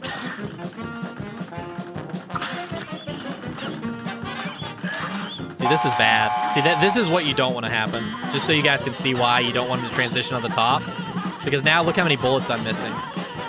His hitbox is his head. I'm not hitting his inner. So that's why you don't want to transition him on the top of the screen. It's actually better to wait on him if you know you're going to transition him. And again, you can always just use your cards to track how much damage you're doing. Because we're not using any EXs or anything else yet. Any other forms of damage. Yeah, I tried to do a crazy dodge there, but... Dude, this is like troll pattern.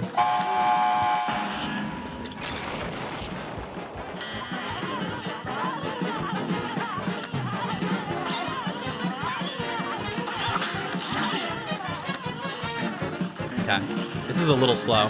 So you want to go up here, get in here, and do... You want to do 3 mini-bomb EXs with Luigi Swaps, and damage boost through him. This will kill him just as quick as the super, and now you have a lot of cards to spam Luigi Swaps here. Okay, you can also do some cheeky little dodges there. And you could actually survive in that little spot. I actually should have killed him there, but I messed up some Luigi Swaps. That's what threw me off. Because normally you'll kill him before heart. If you do really well, you'll kill him before he does the heart. If he does trash first. Sometimes he'll do heart first and you just have to deal with it. But I thought I would kill him before then.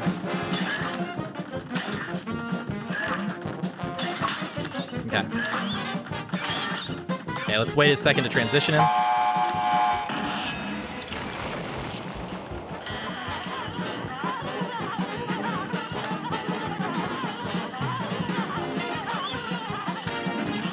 Okay, refresh your mini bomb cooldown, get some bullets on screen. Hit him with 3 of these. Man, it's really hard to commentate and do Luigi Swaps. Okay. Okay, that's good. Luigi swap here.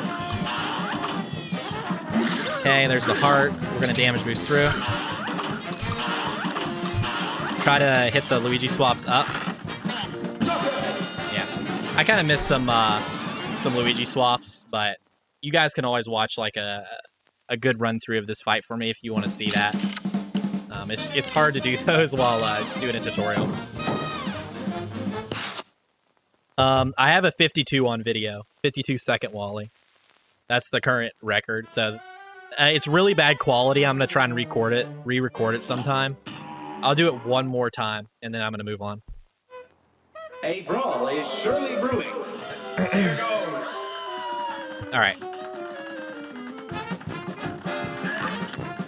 And if anyone has any questions, feel free to ask, as long as they're pertaining to this fight. If he does gun there, I would have been happy. He didn't, so I'd have to wait a little bit.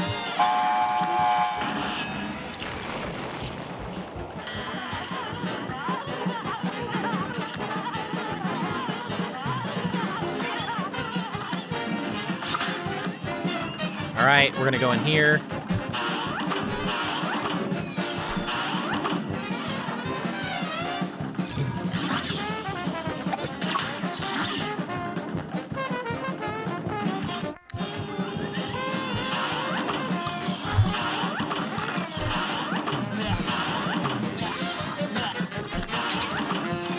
Damage boost up through him to get ready for the heart because I messed up. But again, you'll kill if you nail all your Luigi swaps. You'll actually kill him before the heart comes out. It's a frame perfect trick though, so I feel like a lot of people are going to go for the other strategy I taught. But I just wanted to show that strategy off as well as it is the optimal strat. It's 3 seconds faster if you do it well. Now you don't want to worry about killing the skinny birds. I miss bonbon strats. Really, Bridgie? Djimmi is going to be a breath of relief. It's actually tough to do this fight well because of Luigi swaps, but I'll show one time through with the regular strats, but just done more optimally. Oh, okay. Just them done optimally, and then I'll show the Luigi swap version of the fight. So here you just want to make sure you hit him with that quick mini bomb. That's just extra DPS. You always have a mini bomb at the start. Parry when you can. If you get a parry, shoot off an EX. You can shoot off an additional one even. You get 2 parries. Alright. Again, you want to hit these with 5 bullets and then a mini bomb to do optimal damage. Sometimes coming through this section, you get 2 sets of like the 2 heads, and that's optimal. Go up here, hit him with a quick mini bomb and super. You should die right away. Refresh your mini bomb again by just swapping to it for a second. Now you can go up here and hit him with 1. Okay. Bait this guy with missing as few bullets as possible. Move over here. Parry these. He can delay that parry and troll you. Super as soon as you can. Go back just so you can get more bullets on screen as Djimmi is spawning. And then you just sit here and tank. EX. Dodge if you have to, if you're low on HP. Otherwise, just literally tank through. And that's the fight without Luigi swaps. Pretty simple, easy fight. I'm going to show the Luigi swap version, then we're going to move on. Move on to Beppi skip. Yeah, so like, I think 126 is the best time you can get with that strategy. But Luigi swaps, you can get it up to a 119, or down to a 119. It's 5 bullets.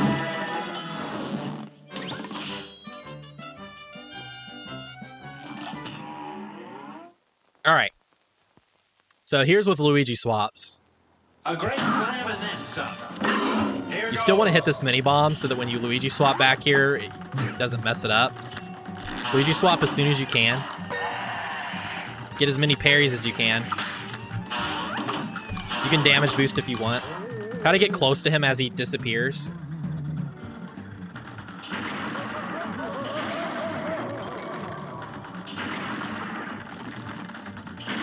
You want to hit him with as many as you can there. See, we got 2 of the damageable pieces, which is really good. That's the good RNG. Get up here and do a Luigi swap as soon as he spawns. If you have another EX, you can even do another one. Just Luigi swap him down, basically. Depends on how many parries you get and whatnot, if you need it. You'll just have to get the feel for that. Do 3 Luigi swaps there if you can. I only had enough for 2 there. This is the Bridgie strat. You actually do mini bomb EXs there with Luigi swaps, which kills this guy incredibly quick. Refresh your mini bomb cooldown there, and then Luigi swap every one of these EXs.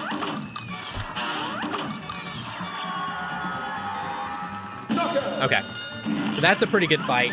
That should show it with Luigi swaps. There's nothing really any different if you get different RNG. It's a pretty consistent fight. There's a 121.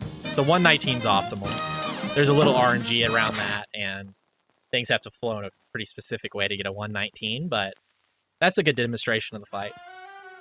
Now, Beppi, if you want to just fight Beppi normally, you know, just go for that. That'll be in the beginner intermediate tutorial. I'm going to show Beppi skip. All right, well, here we go. You got to get cozy again for this one, guys. Beppi skip is really hard. It's really freaking hard. If you're coming from Legacy, it's like 5 billion times easier. In current patch, it's insane. Yeah, Beppi skip easy, Kappa. So for this skip, okay, let me explain how the skip works. I'm gonna get it one time and then explain what happened. It might take me a few tries. And begin.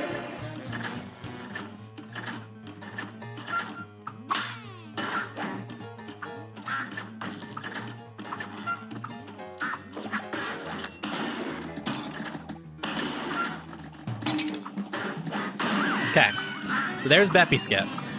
So you see his health bar? You see how the bar is separating each phase?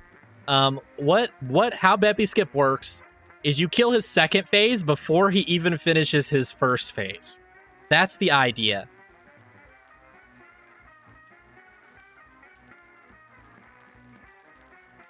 Yeah, basically Alfredo. Yeah. So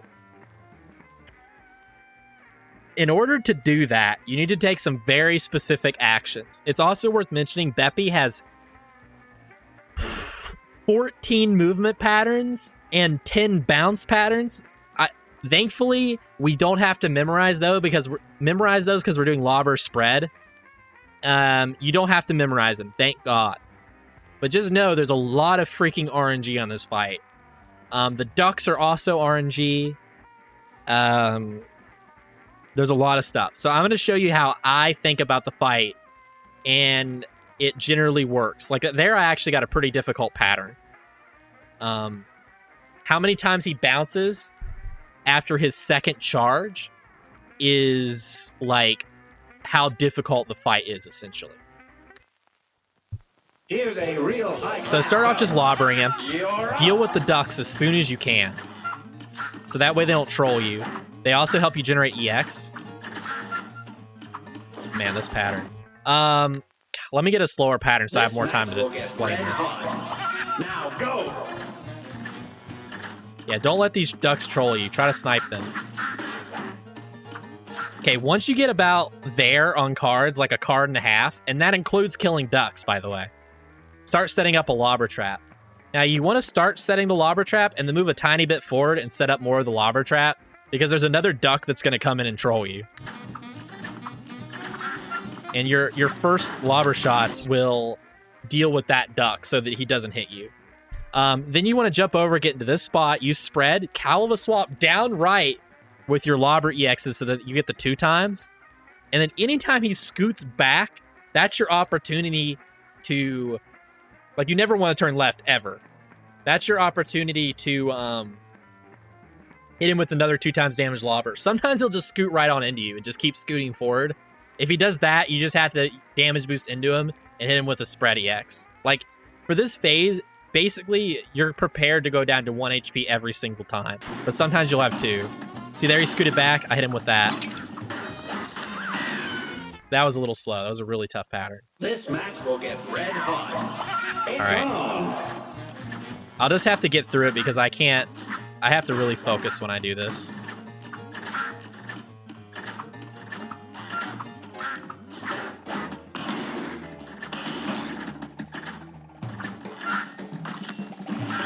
Okay. Also, it's worth mentioning, when Beppi is falling off his cart, his hitbox lingers for a little bit, so you could still hit him with the EX next to him. His hitbox is like right here, so you can hit it with the EX right there. Set up a lobber trap here too, and a high bounce one.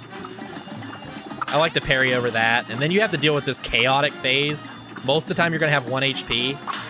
Try to get as many parries as you can without dying. Do double Kaleva Swap EXs at the peak of your jumps to hit him with a full EX there. You can also shoot the dogs if it's easier to kill them than to dodge them. You kind of just have to practice that whole thing a million times. I'm going to run through Beppi Glitch a few more times, though. It's a really freaking hard trick. Don't feel bad if you can't get it, even if you're learning like all these advanced strats. It's the single hardest like individual trick in the entire speedrun, basically.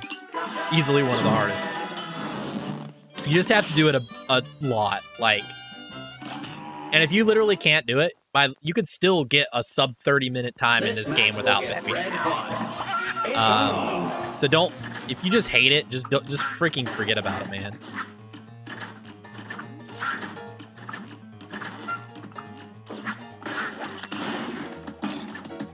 Okay, he scooted into me a bunch, so I'm just gonna have to go for it.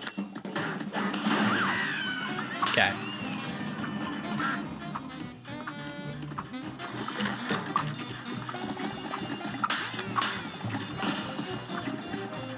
Yeah. You want to optimize an easier category. Current patch, all bosses is not the one for you. It's really freaking hard to optimize.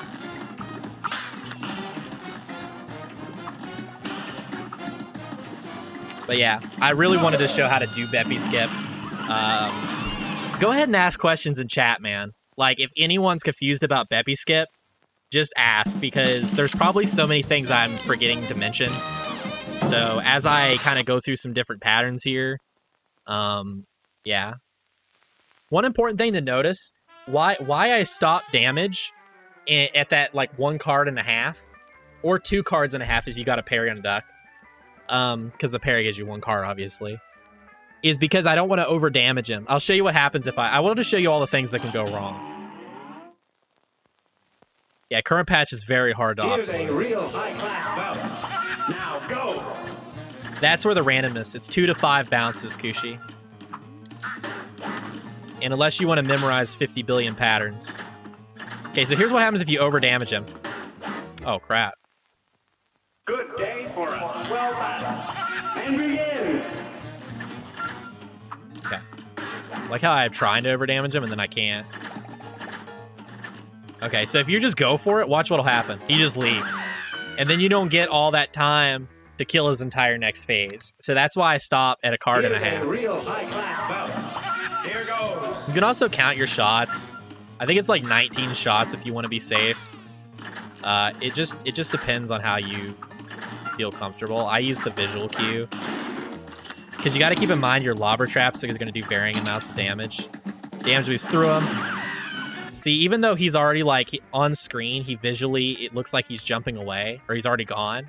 His hitbox is still there. I'll show that just so that you guys see what I'm talking about. Like, I'm just going to transition him and then show you how his hitbox lingers. Which is really important because you can hit that extra EX. So check this out. Did you see that? I just ran into him and got hit. Because his hitbox is still right here. It lingers for like a whole full second after he leaves.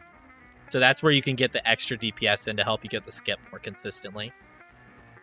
Alright. We'll try to get through it one more time, and I'm going to move on. Again, this is just, it takes a ton of practice. It's very hard. It's very specific. You'll just have to kind of watch this back, and hopefully it'll help you out.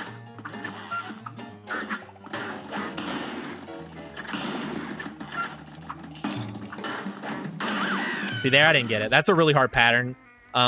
He barely gave me any time at all. Sometimes you're just going to miss it. This is not something that anyone will ever get to 100% consistency. Unless they figure out new strats or something. But there's just so much RNG, and then it's like...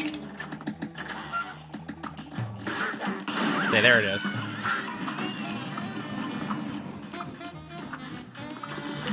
If you screw up Beppi skip, you actually get a really awkward... You either die, or you get a really awkward phase 2.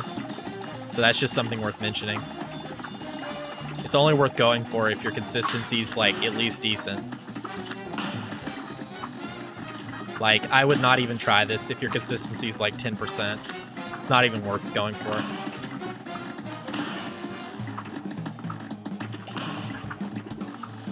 There was a mistake.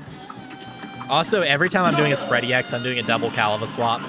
So just pushing EX and then tapping swap 2 times really fast. All that tech is explained in the tech part of the tutorial. So that was a really slow last phase. That's why I only got a 54. My best time was 45. Wolf actually, SPD Wolf got a 44 today. So he beat my time by 1 second. That's really hard. You basically kind of need to get lucky and hit triples to make that happen on your Lobber EXs. All right. Grim, there's not a lot to say. Just practice, practice, practice. That's basically what Grim is. I'll give you some pointers, though. Shoot a Lobber there, jump dash, and, yeah. Try to spread him as much as you can. In the beginner-intermediate tutorial, I have you don't spread because it's harder. You can switch to Lobber if you want to avoid hit by the tail. But you need to get used to playing the fight up close like this. The spread is more DPS. You can use EXs to help you do that, to help get from cloud to cloud. How I handle this fight, and it's really consistent fast times, is basically, I try to turn right as little as possible by jumping a lot.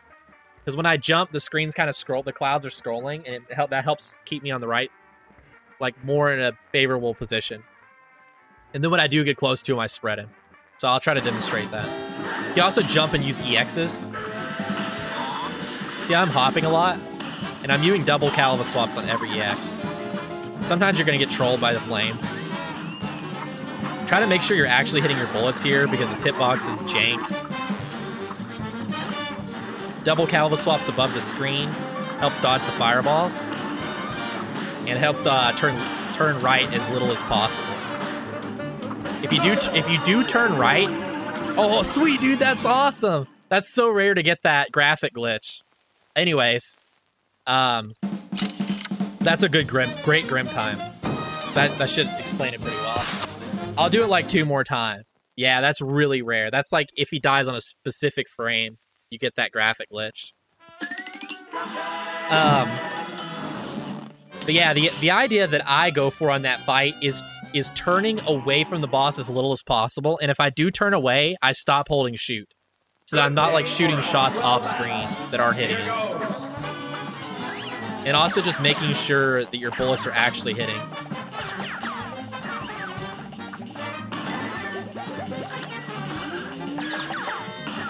See, some of these dodges are pretty freaking hard. And it just takes tons of practice. Like, there's no real tips I can give you. Other than just practice the crap out of this boss.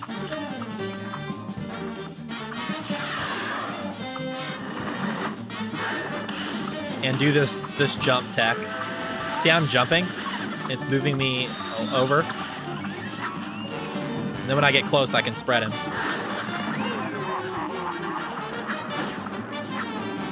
If you do have to move right, you can usually try to dash. If you have lots of HP, definitely damage boost at the end, just to hit him with more spread. But yeah, that you'll get pretty consistently fast scrims once you get used to that strategy. Wow, that's a really good time. 54 is currently world record, so there will have a couple good grims for you guys to base off of. Yeah, it's just I can't, like, Grim is like 5 million micro situations that you just have to get it into your muscle memory. You just have to do the fight a ton. But that general overall strategy is what I use to optimize the fight. And it's the kind of the same thing as the beginner intermediate one. All right, that's it for aisle 2. Oh, okay, small break. This tutorial is quite long. My voice is dying.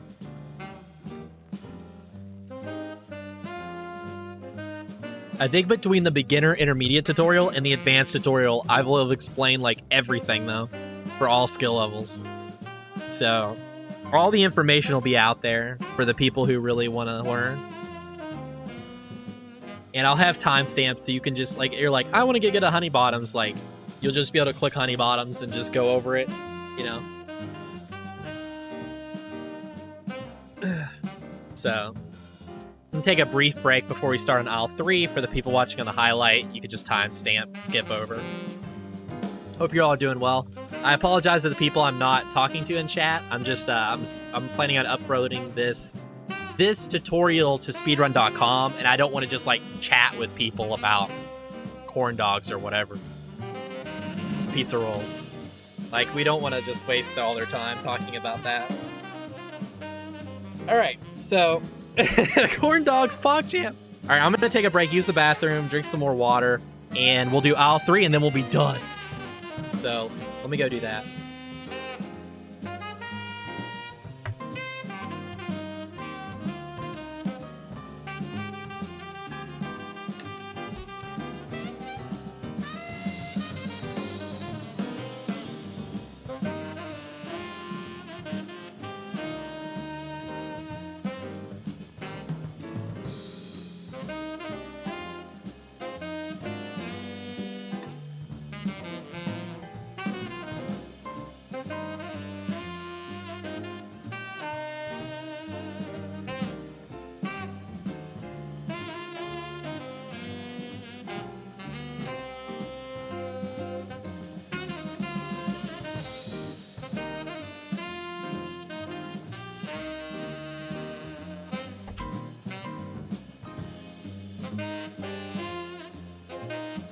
Alright.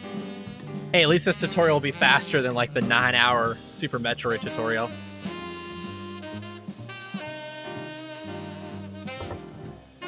Speedruns are complicated, man. It's taken me hundreds of hours to learn all this stuff, and I'm trying to dump all of this information into like a few hour long video, you know?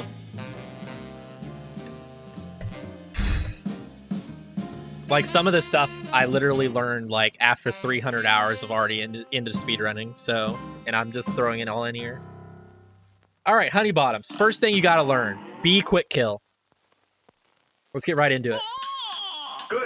So dash twice, shoot off a lobber shot, and immediately switch to spread. Jump right here. Kaleva Swap. Chase in the best you can, and get that parry. You don't have to get that parry, it's optional. I like getting it. Okay. So honey bottoms can, you'll see that be quick kill a lot more times, by the way, because I'm gonna have to demonstrate all 3 quick kills. So if you get mid first, basically you need to hit as optimal damage as possible and prioritize being in the middle of the fight. I found out is better. So I'll try to demonstrate what this looks like. You can get trolled on this fight by bad platforms and then not get the quick kill. But essentially, your goal, if you want to get the fastest times, is to 2-cycle the boss. Meaning she only does 2 attacks and she's dead. And I count like the book phase as an attack. So if you get like, if she goes mid, book, then plane, that's a 3 cycle. So that means that's already not optimal. But sometimes you're just going to get screwed by the platforms, and you have to go for that. These are also all like super hard to do. So I'll try to do that. Yeah, prioritize the middle. The reason you want to do that is because hit a spread EX there. Her hitbox is also off screen up there for a little bit longer. Try to hit her.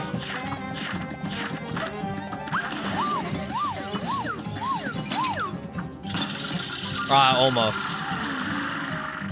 If you do get this plane phase, you do that. That's kind of like a good time still. But yeah. Anyways, the reason you want to be in the middle is because it gets you screwed over the least amount of times. It takes a bit of getting used to stay in the middle and not get hit.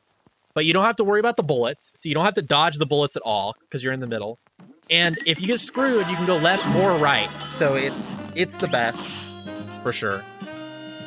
I used to stay on the left, like prioritize staying on the left, but now I do the middle and it's more consistent. A brawl is surely All brewing. right. Police B can troll you and stop early, like that. You kind of need to move down to this platform if he does, so that you don't get hit by him like I just did. But yeah. You can get that quick... the quick kill is when you kill him so fast that he hasn't gotten all the way to the left side of the screen, and he just leaves off the left side of the screen. Instead of you kill him, and then he goes all the way to the right, which loses 3 seconds. Shoot a couple lobbers and then switch to spread. Oh god, that was bad. All these pauses. Now go. Okay. You get to see this a few more times. I'll try to show the quick kill in every pattern, but I'm not going to waste a lot of your all's time on me trying to go for it. Just know you can 2-cycle in every pattern. Yeah, get a couple lobber shots off and start hurting. Now, it is possible to have such optimal DPS. Don't EX her here, by the way, on her first attack. It's possible to have such optimal DPS that you skip the next phase, and that's really bad. So you kind of have to hit a sweet spot. Basically, just go ham on Kaleva Swaps here. And you'll get her killed. If your platforms are not that great, you could also help out your DPS by spread EXing inside of her. You can damage boost in and do that. That's an optional strat there. So that's a hard quick kill. The platforms were not bad until the very end, but thankfully it wasn't the worst platform. Sometimes you just won't be able to get that quick kill because the patterns are too bad. And she'll go into the book phase, and you'll kill her right after, so it's not too bad. And begin. I need to get triangles first. I haven't got to show that yet. You want to try to do that EX as close to the police B as possible so your Kaleva Swaps spread shots are hitting. Oh, let me see if I can get it. You kind of want to angle up right as she's going up and then jump to the next platform. This whole time I'm looking to see if I have an opportunity. I hit her a little bit more right there.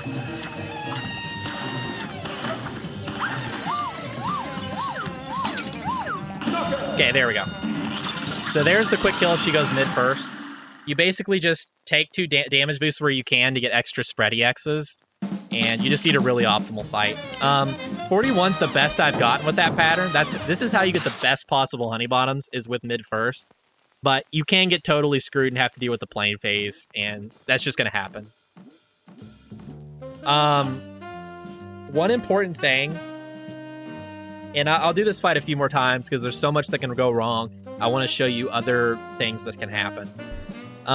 You can get a 40-second time with that fight. Wolf actually just got it for the first time today, so yeah, shout-outs to him getting to freaking 40 honey bottoms, which I haven't got yet. You're up. I'll be grinding for that soon. A weird thing about Kaleva Swaps is when you do them, it allows you to start moving your character too early. So yeah, you could do some really creative movements like that to be able to not get screwed by the platforms as bad. But just know if you use an EX, you need to slow DPS a little bit and maybe get some extra parries to make up for what you lost. Like, those would be platforms that would screw most people over.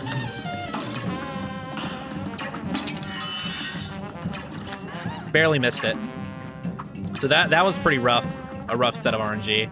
But see, you'll just kill her as soon as you get to this phase. The problem is that loses 8 seconds of time. I believe it's 7 or 8 seconds. You could use EX. The cool thing about EXs, yeah, it's 8 seconds of time loss. The cool thing about EXs is because they, on Honey Bottom specifically though, is because when you're hovering, the platforms are still coming down. So you could kind of reach other platforms you normally wouldn't with the normal jump. The EX will help you get up there. But that's still like, it's not the worst time in the world, you know. But for optimal times, you guys got to see the quick cycle there. I just need to get triangles first, and then I'll show all the quick kills. But yeah, when I'm chasing the police beat, I'm like angling my gun in a way that I'm trying to track him the best I can.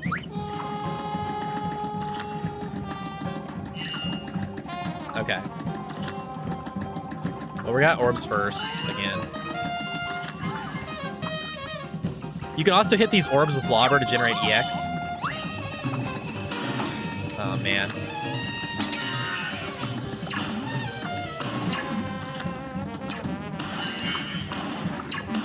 Oh, dude. I got a nothing at the in or out, else I actually would have pulled that off.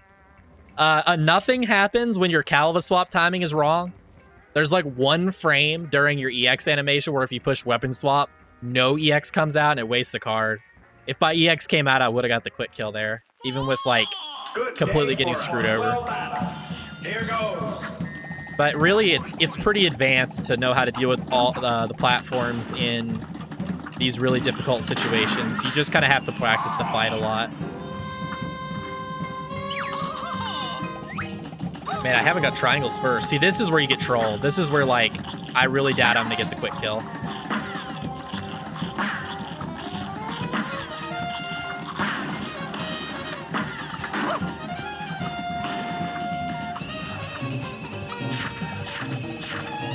Yeah, there's no way. Yeah, see, that's when you get trolled. Mid first is the hardest to pull off out of all the quick kills. You just kind of have to kill the plane. It's still not a bad time, though. Check this out. It's still sub 50. 48, yeah. Even when she transitions to plane, you could still get a 46 if your DPS is good, so. All right, let me get triangles first. I haven't gotten it. Triangles first is the easiest pattern to get a good quick kill on. This match will get red hot. Here goes. So that's actually the RNG you generally hope for in a run, unless you're going for like world record. Then the other patterns are actually like, mid first is actually the fastest if you get lucky platforms. But it's pretty terrifying.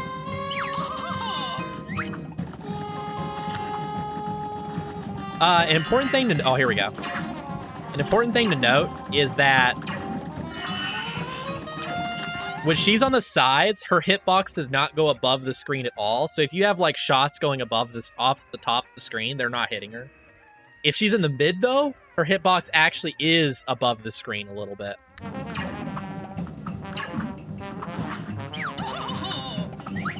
So yeah, for this quick kill, you just go ham. After the triangle phase, you just go crazy. And you can make it work even with terrible platforms. Oh, I got the glitch. That's cool.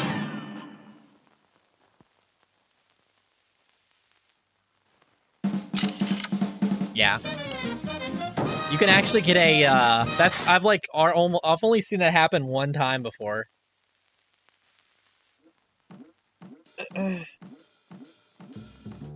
So yeah, let me try to get that triangles one more time and do it a little cleaner, because that was sketch, but I had terrible platforms, so at least you got to see that you could still get that quick kill even with bad platforms.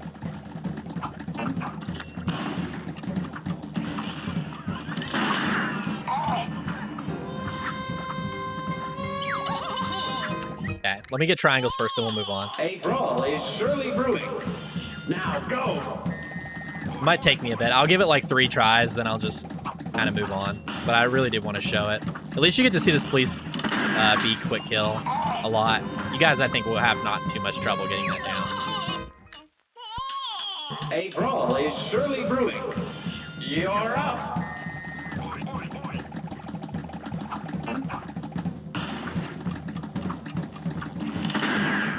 He can kind of troll you like that and stop moving. You have to be aware of that or you'll bump into him. Okay, triangles first, please. Oh, honey bottoms, why? You can also use these to help substitute for having bad platforms. I guess that's something important.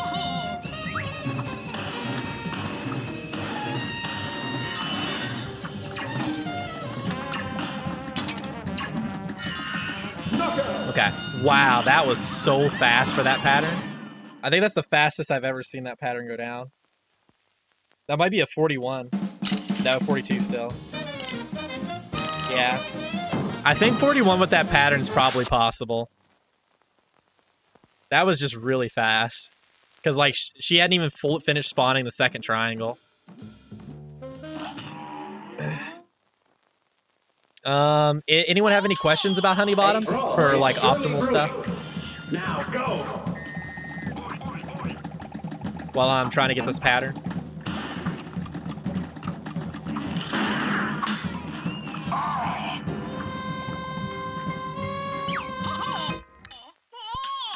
A great slam and then some. Yeah, emotes are working on my end. But see, this is why you do need to learn every pattern, because you might just get trolled and never get triangles first, which is like the easier pattern you might become more comfortable with. You need to learn all the patterns. This match will get red. I recommend the beginner intermediate tutorial for that dash.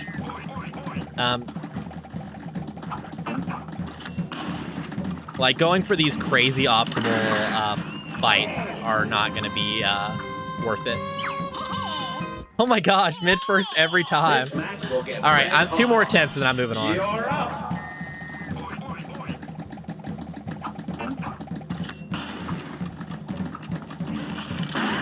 Man, she's just not giving me triangles. I don't want to waste all this time. Alright, last attempt. You guys will just have to take my word for it or watch other runs. If you want to see triangles. I got to show it off once, but it was a bit sketch. I wanted a cleaner run of it, but... Okay, this might be it. You can hit her with spread from this platform. Well, you can also use this platform. This is a platform people don't really know about, a lot of people. I might have over-damaged her. Maybe I can show what that looks like. Yeah, this is what happens if your damage is too good. You end up dealing with this. Where, like, after orbs or triangles, you get this attack, and then it's just the worst thing ever. If this happens, just rip. I mean, you can still beat her, but it's a nightmare. That actually wasn't that bad. But you'll see the time is going to be terrible. Yeah. But anyways, basically with triangles, you just kill her on the second time. She'll come down in the middle after triangles. Like, her head will separate and she'll shoot bullets. Just do as optimal damage as you can. Go crazy with the EXs on that phase, and you'll kill her fast. Alright, moving on to the Cahl. Honestly, I'm gonna show it with just my beginner intermediate strats. Basically, that's all this fight is. Do the beginner intermediate strat, just do it better. You know, get through the bullets, the bullet hell, with missing less damage yourself. And take damage boosts if you need to do more DPS. Everything else is basically the same. I do a cheeky mini bomb at the start here. Here's a real high-class I do this. Because I want to hit that guy's body. And I finish that off. Yeah, this is actually something I need to point out. His chest has more HP than his stomach. And you actually kind of want them to die near the same time. So I purposely hit his chest with 3 more mini bombs than his stomach. So the first mini bomb I do hits his chest. That's the first one that I hit on chest only. See how that just hit his chest? Then I hit one more right there. Now I'm hitting doubles. Finish this thing off. Oh, wait. 1 second. I'm getting all confused because I'm doing the beginner strat. All right. Here we go. Hit that chest an additional time there. Get the parry. Hit that 3 more. I hit the chest a 3rd time right there. Then I kind of back up and finish the pieces off. Try to dodge here as little as possible so that you hit the heart. Also, right before you do the nuke there... Oh, man, okay. There's a lot of little optimizations here I'm going to have to point out.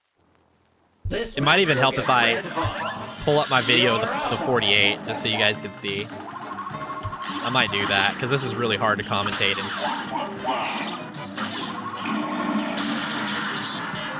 But essentially, I'm hitting his chest with 3 more mini-bombs than the other piece, so that they die around the same time.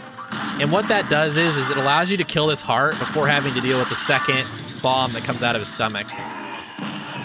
You could time a cheeky mini-bomb there to hit him again. Get to the bottom of the screen. I also refreshed my mini-bomb cooldown there, too. Yeah, try to miss as little DPS as possible. I like to damage boost here. On that platform specifically. And just go crazy with Luigi Swaps if you're comfortable. If not, just go for the super. And just, yeah, basically just super him like the beginner intermediate if you don't want to do Luigi Swaps. Let me see if I can actually... let me try this. Just bear with me for just one moment, and I might be able to do something that's really helpful here.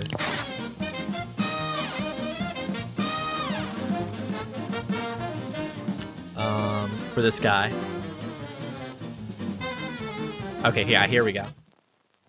So let me mute Cuphead for just a moment. And I'll do this because it'll allow me to explain the optimizations of this fight better. Because getting a 48-second time on this fight is really hard. So it's definitely worth me... let's see. Window capture. So I'm going to pull up a video of the 48. And then that way you all can... I can actually explain this as we go through. Okay, so here's the 48. I'll be able to actually pause this and kind of show what's going on. I'll have my cam off screen for a second, but yeah, this is the video. So again, I'm hitting that extra mini bomb on the chest there. Another one right there. Like before I get into the double damage spot. Another one right there. Kill that quick. You need to get that second parry. I'm going to talk a little bit more about that parry in just a second. So right here, right before I use my super, I actually push mini bomb too. You'll see that little mini bomb that came out. Another mini bomb right there. I also refreshed my cooldown on it so I could hit him with one right there. And then I just go crazy with damage boosts, parries, and Luigi Swaps. If you're really sassy, you can go into the middle of the crystal and try to get a parry as soon as one spawns out.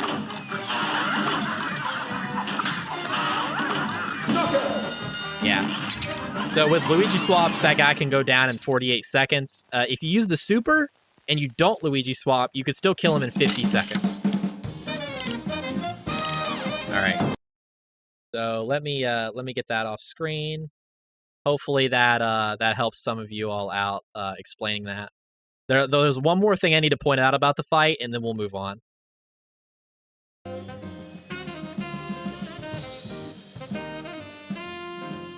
All right. So this is the last thing I need to point out when you're optimizing this fight, is the timing of when the first parryable comes out, because it's random.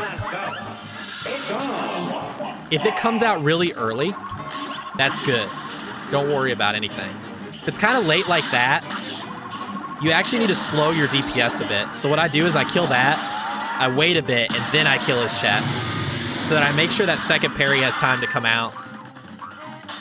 You just have to kind of get practice with that and get used to the timing, and you don't have to worry about it if the first parryable comes out soon.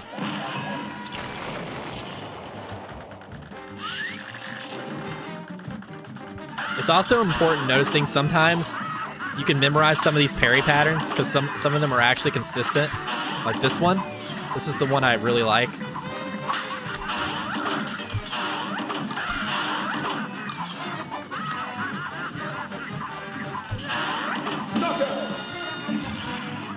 Yeah, some of them though can trick you into thinking you know the pattern where the parries are going to pop up, but then they troll you. And you don't end up getting them. So yeah, that's just an important little note. Well, not that important, but yeah. There's kind of like one specific pattern I have memorized really well, and then the other ones are just completely random to me. So if I see that one pattern, I get happy, and it is the most common one. It's with the blue sparks.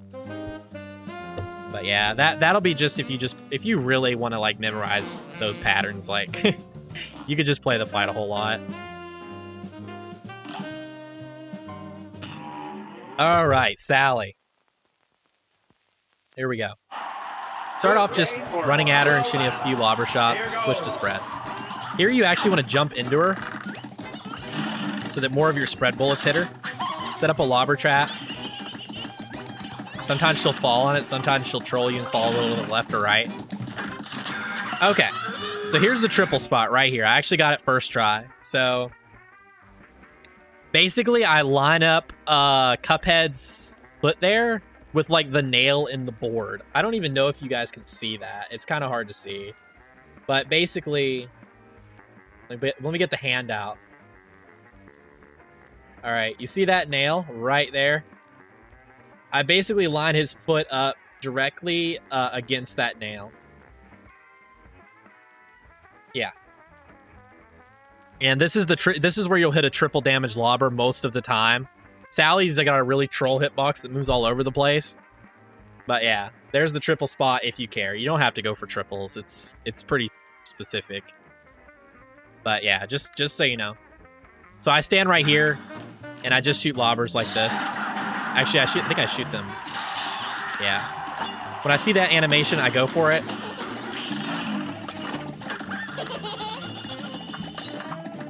She'll die really fast because of that. You can kind of bait these cars if you want.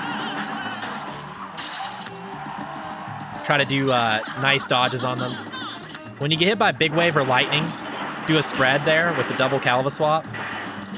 Jump up after her. Well, crap. Set up a lobber trap. Kaleva swap. I kind of messed up the quick kill.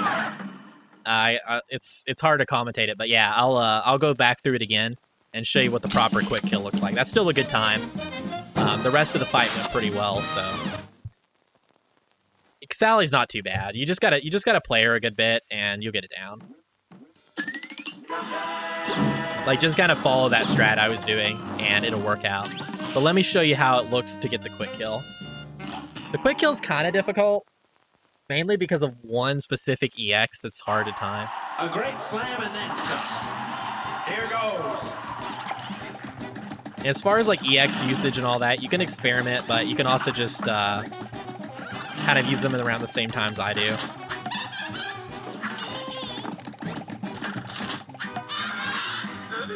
Yeah, that's roughly the right spot. I might be slightly left, but it's okay.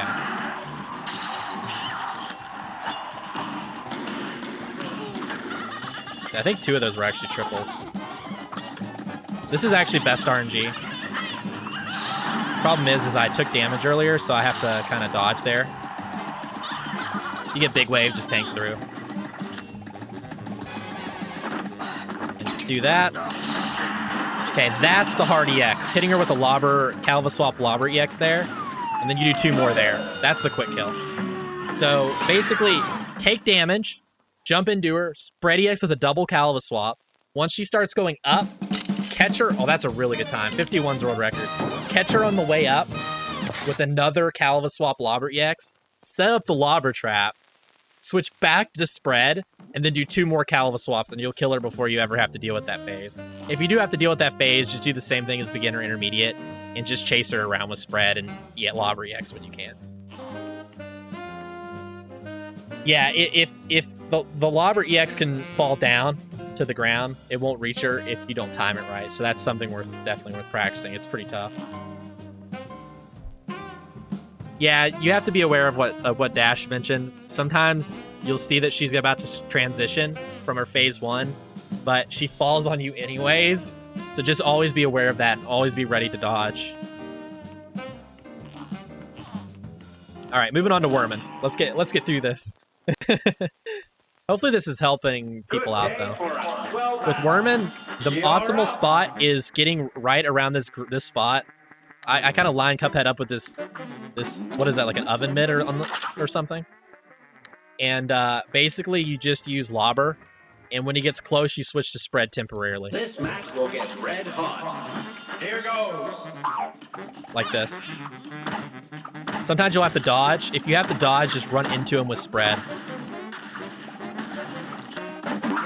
You get this attack, shoot a downright Kaleva Swap EX, damage boost into him so you can chase him with spread accurately. And then dash back here. Hit him with as many EXs as you possibly can. You can damage boost through this or do the EX over the top. You can shoot EXs down there so that it actually does double damage to him. That's actually dealing double because it's blowing up next to him. If you're feeling sassy, even with 1 HP, you can try to do that over the paw. Just do a jump, spread EX, double Kaleva Swap, and you'll be good. Again, double swaps, all they are is after you push EX, you press LB 2 times really quick. Or for me, it's LB, but whatever your weapon swap key is. But EX, weapon swap 2 times super fast, while also holding shoot. Also, always remember to hold shoot. Best time on this guy's a 47. Jason's reported getting a 45, but it was with parries. I don't go for parries because I don't find it very consistent. Here's a real And it does cost you over a second of time in screen like a scoreboard, so it might be worth it though if you like parries. Oh yeah, an important thing to note with this catapult, if when he throws the stuff he's moving back, you could just run into him and the stuff won't hit you. If he's moving at you while he throws the catapult, then you need to jump through the stuff like this. Well, or just get hit. Yeah, that works too. Damage boost. I'll show that attack one more time just so you guys see what I mean. You kind of have to practice to get used to these movements. You can also do this if you don't feel comfortable damage boosting that. Sometimes you'll have to dodge that crap.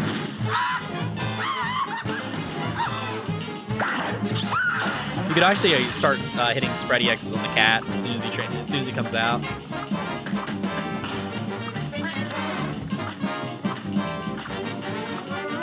But yeah, Werman's not too bad. I honestly, I think that's good for Werman. You'll just get a little practice on dodging stuff and you'll be fine. He's not that complicated.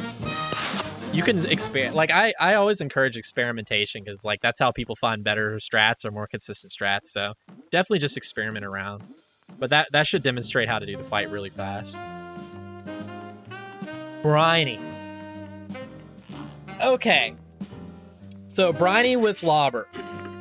This is where the Monka S begins, or Monkey S, emote of choice.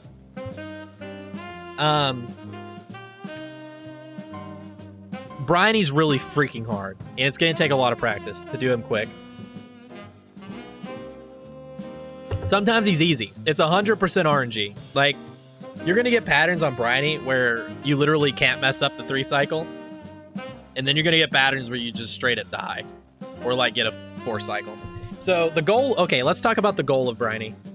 The goal of Briney is to get a 3 cycle, meaning you get to the last phase with him only doing 3 attacks until then. The last phase being the boat that opens its mouth and shoots a laser at you. And then you want to quick kill that boat. But it's more important to get the 3 cycle than the quick kill on the boat, by the way. Because you save 9 seconds for every cycle you avoid, roughly 9 seconds. So you all should know his attacks by now. I'll try to show you how to deal with each one. First off, I need to explain how the gun works. The first gun he shoots is always the same in a few respects. The first being it's always going to be 4 bullets with a random delay somewhere in there. What I mean by that is he could shoot 1 and then just pause for a while and then shoot the other 3 back to back. He could shoot 2 and then pause for a while and then shoot the other 2. So there's 4 bullets, 1 delay somewhere in there. Somewhere in the middle.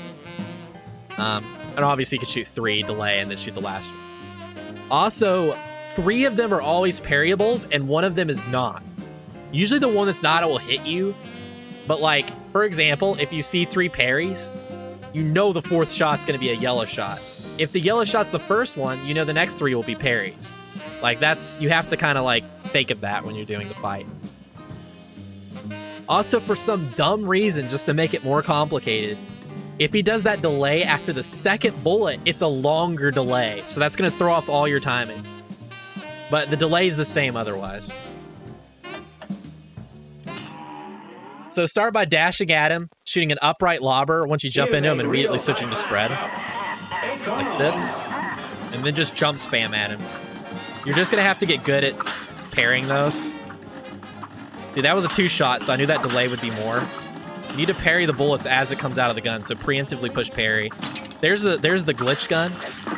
You kind of just get hit by that. Like, you'll very commonly end up 1 HP.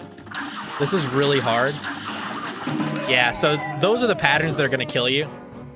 Because if I back off, then you won't get the 3 cycle. So you have to learn how to just stay in. That's like one of the hardest possible patterns. But it's possible to 3 cycle them on any pattern. Oh, that was a mistake. So you just have to practice this a lot. But basically just parry as much as you can. You might just get hit by yellow bullets. But dodge them if you can somehow. Okay, this is good RNG. This guy basically doesn't do anything. Just keep doing your Kaleva Swaps. If you can't see, who cares? And there you go. Bait this barrel if he's close. Oh, crap. Yeah. I messed up my timing there. You can actually get the quick kill with only 3 cards, by the way, but it requires really precise and accurate Kaleva Swaps. So you kind of hope that you have more than that. But yeah.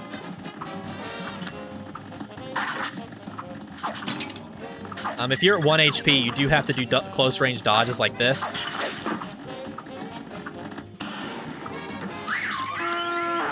Unless you're really confident. Yeah, this is really hard. I could have got the 3 cycle there though if I didn't die. Dogs on 1 HP is like what you really hope to not have happen. Because it's like the easiest thing to just completely screw up.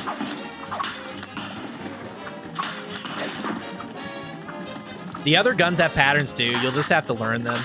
Like, I don't want to go over every gun pattern. Even I don't know how to read them all correctly.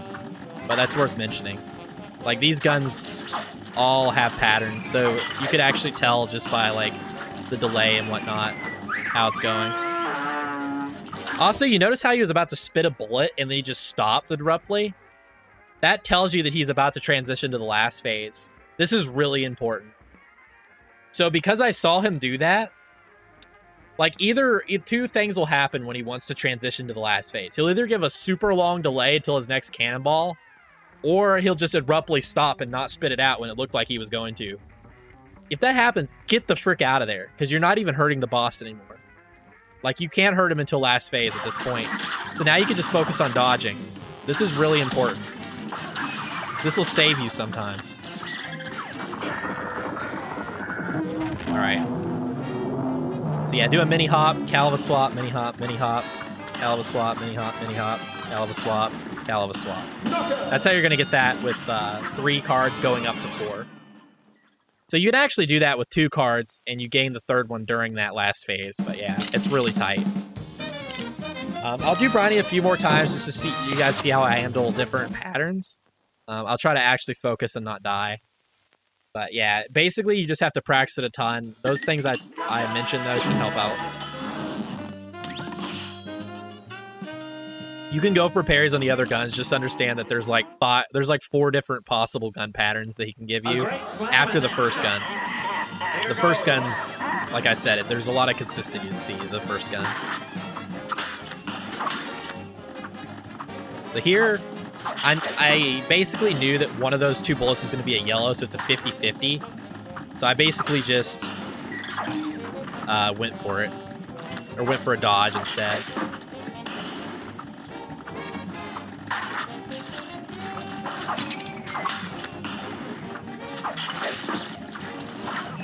Yeah, that was all guns. That's a really hard pattern to get the thing on. But as you can see, it's very possible if your parries are on point. You can also just jump spam EXs if you have them. Just jump Kaleva Swap. Jump Kaleva Swap. But yeah. I'll do them one more time. I think that... Actually, I need to show how to deal with dogs properly. That's a really good time. Actually, the harder the pattern is, the better time you can get.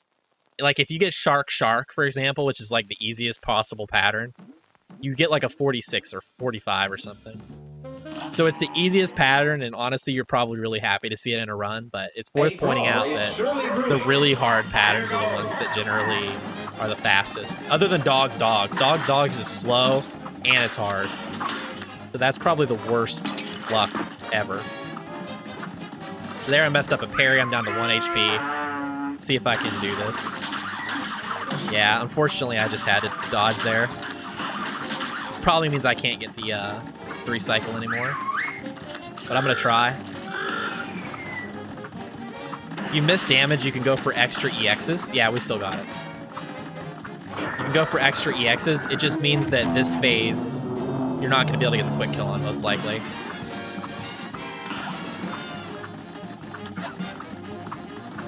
Yeah. And then you just finish them like this.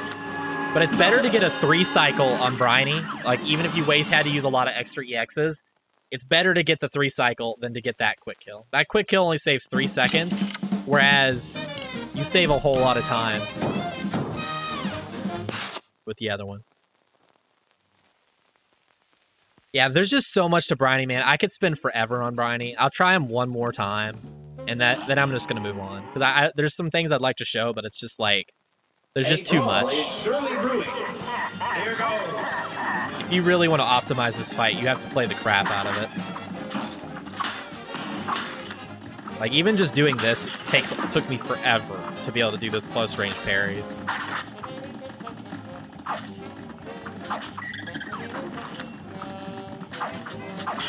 Now, you can do that, too. Don't be afraid to dodge every gun past the first one. Yeah, we got squid. Oh, a cool little thing. If you know he's about to transition, just kill the squid. He'll transition a little quicker. But that's only if you have a really good read on if he's about to transition or not. Oh, crap. Well, I'm not going to get the quick kill here. Yeah, 5-hour Briney stream.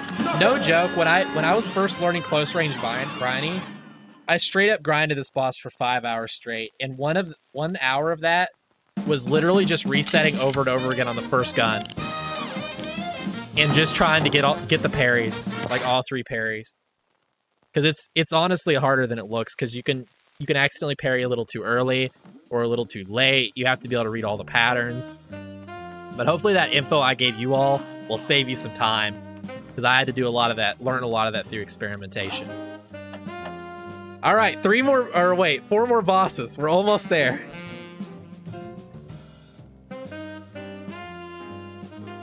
You all are making it this far in the advanced tutorial.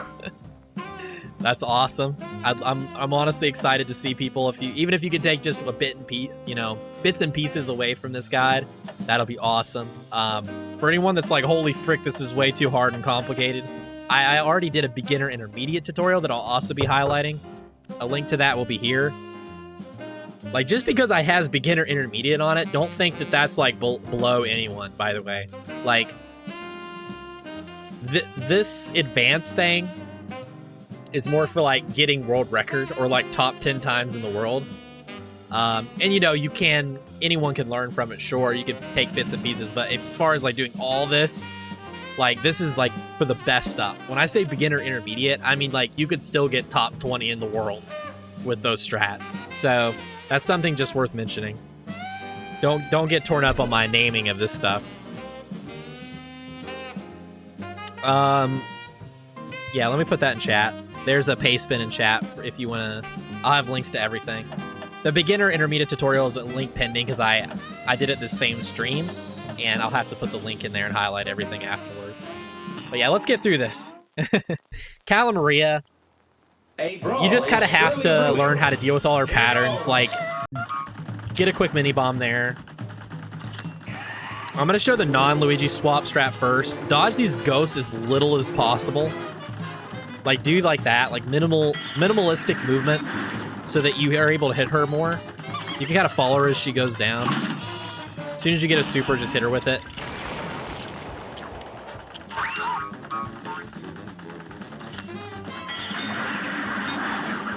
You can also reset your mini bomb cooldown if you're on top of things. Right now, reset your mini bomb cooldown. Get it far away. When you hear the sound effect, damage boost into her. That'll avoid you from getting turned to stone, and you won't lose any damage. Super once you get it. You might get hit by the eels, but hopefully you can just damage boost. And then just EX her to death. And do the normal, you know, stay in the spot. And this is the strategy with supers. This is what most people, I think, should go for, unless your Luigi swaps are on point. But I'll show the Luigi swap strat now. Some intermediate, some advanced. That's cool. Yeah, don't feel afraid to mix and match and experiment, do your own strats. 102 is actually the best possible time you can get with supers. So that's a good demonstration of... Or the best time we've ever gotten with supers without Luigi swaps. Like, the best non-Luigi swap time is a 102. The best time with Luigi swaps we've gotten so far is a 57 second. I probably won't be able to get that because it's pretty specific, but yeah. I try to show the Luigi swap version now. Yeah, I just am Luigi swapping as often as I can. When I do them, I try to be close to her, in case, like, it's time for a mini bomb to come out. Oh, that was bad. Okay, don't play like this. just ignore that one. Alright. Need to have an actual good fight.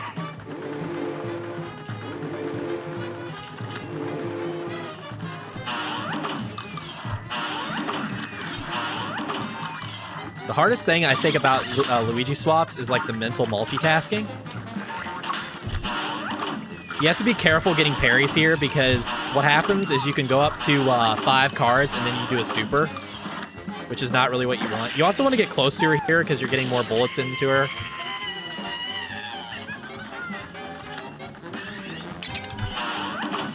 The nice thing about the Luigi swap strat is because your damage is so nice, you'll never have to deal with the eels if you're on point with your Luigi swaps. Because the damage is just so insane that you'll always kill her. Alright, that's a better demonstration of the Luigi swap version. So basically, every EX is a Luigi swap. That's how it works. No, you don't have to worry about it. Wait, what? Well, that's a world record. Okay. Sweet. So yeah, 57 was the best. I guess we can update the list now. The reason that went so well is because I didn't miss a Luigi swap. We got really good RNG, and I got tons of parries. That's what you want for a really good time. Sweet. All right, moving on. Again, guys, I'm going through some of these kind of fast. I could spend hours on every boss, but really, like, for a tutorial, I can't spend too long, you know? I just got to keep it moving on. All right. Oh, God. Okay, Phantom Express. Oh, get your bodies ready for this one. There's about 1 million different ways to play this fight. I'm going to show a good way to do it first, and then I'm going to show the best way to do it. The good way is easier. This match will get red hot. If you want to see other ways to handle these phases, check out my beginner intermediate guide, because there's going to be easier things. Yeah, I move this cart forward and get that parry, and then I do a double damage EX there. Get some parries. Get parries. Lobber trap. Do 4 EXs here. I missed one, but it's okay. Go over here, do 1 more EX and finish him off. These are all Kaleva Swaps too, of course. Get the cart to the middle, get on the right side of it, and do a lobber trap. Spread, double Kaleva Swap, spread EX on both of them. Kaleva Swap that guy, get over here. And just kind of chase after that guy. All right. That's really hard to do and talk at the same time, so I'll try to do it with a little less commentary. But I wanted to talk you all through it.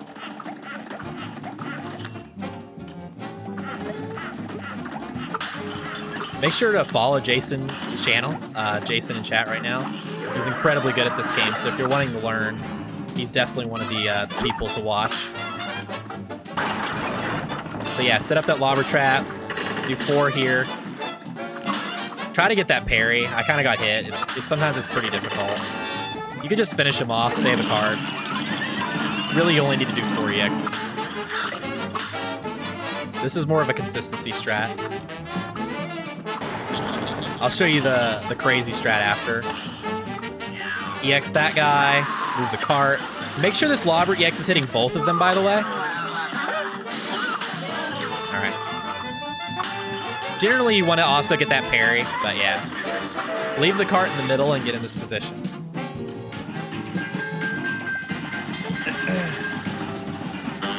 Parry this when it goes low. Track this thing the best you can while hopefully avoiding getting hit. Okay, so that was the one cycle with only, I think, 2 cards, right? Or did I get a 3rd card during it? I'm not sure. I kind of lost track. But I know I went into it only having like 2 cards or something. So you could still get a pretty great time doing that. That kind of demonstrates that strategy. I want to show left brick and right brick first. It's worth mentioning. Basically, the pumpkins could start left or go right.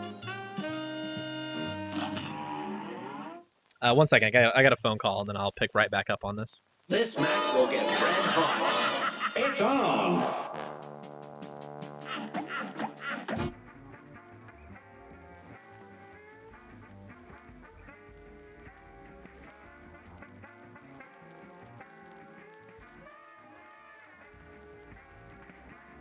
All right, let's get right back into it. You got a 3rd card near the end. Okay, cool. Yeah. But I know I did go into it with only 2. Anyways, you can do it with only 2 EXs. It's just really freaking hard. 3 makes it a lot easier. So I want to show what you do if pumpkin comes left or right first. But yeah, when he puts his starts doing the eyeballs, his hitbox extends out. So yeah, for this one, just let the brick drop on you and then do a double parry like that. There's actually ways to kill this phase a little faster, but it messes up the timing for a more advanced strategy I'm going to show you later. Also, you can just stay on lobber and do double swaps. It's actually better. If you don't want to do like the normal spread Kaleva Swaps, it's actually a little faster.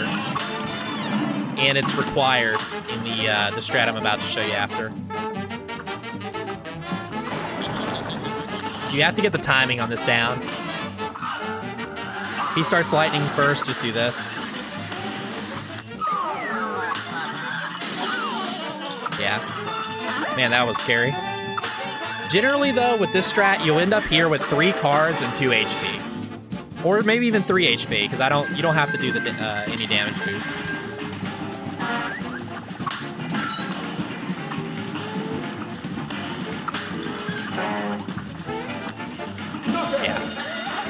So I could have used an extra card there, but yeah, generally like 3 X's is all you're gonna need. All right, so that's strat number 1. You can get some pretty dang good times with that strat. Like you can get a 108 with it. I'm gonna show you how to do the more advanced strat.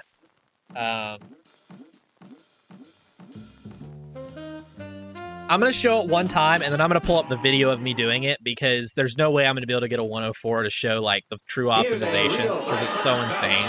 But I want to show you one cycle skeleton. Basically, the key points of one cycle skeleton is you need godly double Kaleva Swaps.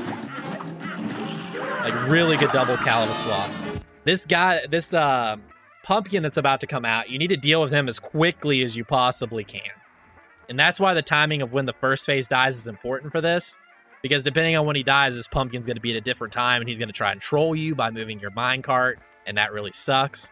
So you need to kind of deal with this guy, dash back to the middle, and then set up like a really good lobber trap, like a timing with them with the high bounces like I was telling you guys about.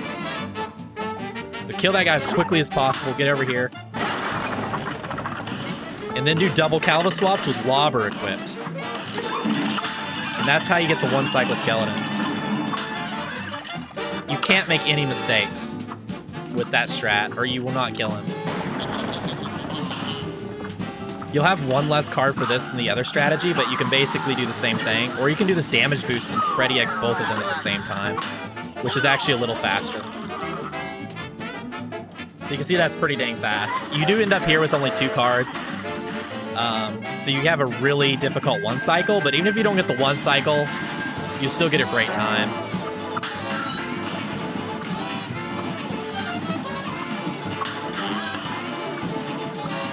So there's the one cycle with only 2 cards. Just to show you can do it. That'll be an amazing time. Like 107 or something. Yeah. So, now, it is possible to get a 104. I'm going to pull up the video on that one because it's insane.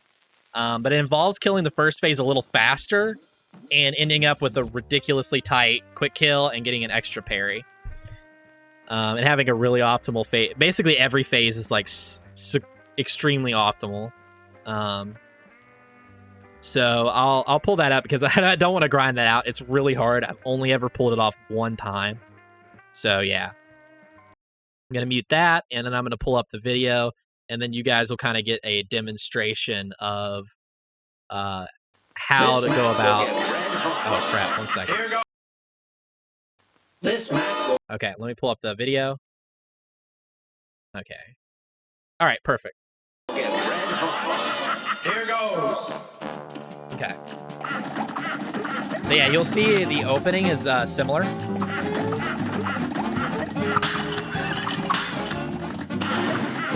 But he dies a little quicker. Only 2 eyeballs came out.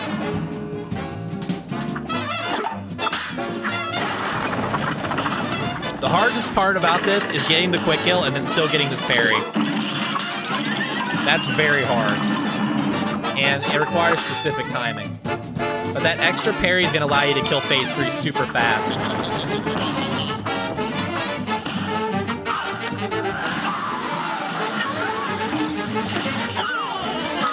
Yeah, so that's what it looks like when you have that extra parry. You don't have to chase the guy lightning as much, using his lightning as much.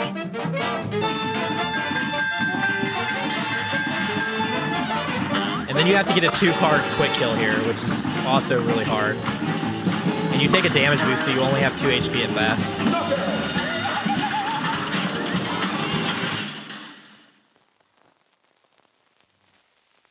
These are not leaderboard times, Alfredator. So this is all for theory crafting. Alright. Enough of that. So let's get this on. There is no leaderboard times for specifically Lobber spread current patch combination. So we call them world records because it is the best known time for this category. And I think that that's important because, like, you know, you could play this fight with a bunch of different specific weapons and have whetstone and all kinds of stuff and get your times down lower. But that's not what you use in this run. So it's important to know what is the record times for each individual level in this category. And that's what that is. Yeah, it's for example. Yeah, I haven't submitted any of these to IL. But yeah, you can't use debugger mod if you're doing a speedrun or submitting to IL. Alright, so that's basically it for Phantom Express. It's a really hard fight to optimize. It's one of the most technical in the game. On my YouTube, I have that 104 thing, and a link to my YouTube and like all those fights and other cool stuff like Jason's 32 Forest Follies I have in here. Lots of links to all the stuff you could ever hope and dream of for Cuphead will be in there. I don't have every fight for this route uploaded, but I'm working on it.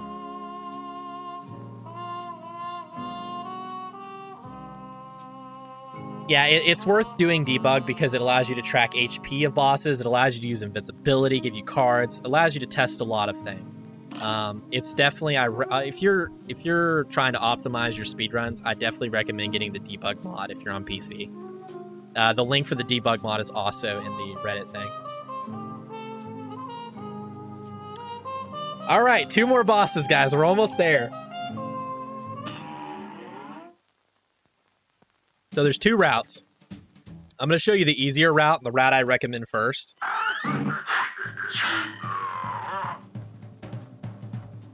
You said you had a question about double Kaleva Swaps. You know, you do them differently. You do them differently than you and Wolf. For example, if I spread and want to Kaleva Swap to shoot spread EXs, you do weapon swap, EX weapon swap before the EX comes out. Then 2 quick weapon swaps immediately after the spread comes out. But I do think you and Wolf do a double weapon swap before the EX and nothing after. So yeah, this is like how I do them, is I push EX and then I push 2 weapon swaps super fast before the EX comes out. I find that works pretty well. I'm not sure which is better. Wolf was telling me that you can, like, he does that, what I do, but then he also does, he's been trying to incorporate doing another double swap after the EX comes out, because it gives you like a tiny, it's like a few frames of extra bullets or something.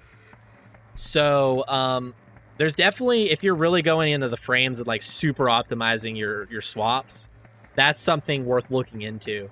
But doing those swaps the way I do, like, you can get skeleton quick kill, right? So it's, I know it's pretty dang good. Which I just like EX double swap as fast as possible. Yeah, it's like a double swap, yeah. Which is probably better. It's something I only honestly just learned about a couple of days ago, but it's cool you brought it up. Because it does start shooting your bullets after the EX a tiny bit faster. Well, you don't have to worry about that with regular Kaleva Swaps, but for same weapon Kaleva Swaps, it's actually a thing. So, that's cool. That's cool to mention that. So for this boss, your normal route is going to be 3, 4, and 8. So I'm going to demonstrate that route. I'm only going to go through King Dice 1 time. Oh, actually, never mind. I'm doing 3, 3, 3 route. All right, I'm showing you the harder route first because all the hearts spawned here. So the harder route is you roll all 3s. So you fight 3, 5, and 7. If you get like 2+ hearts, definitely go for this route if you're practiced up on it. So in this guy, I already taught you how to get the quick kill on this guy in the beginner intermediate route. But basically, you just get in this sweet spot, set up a lobber trap, get into this corner, switch to lobber, EX down, let a shot come out in between, let a lobber shot come out in between each EX, and then move on.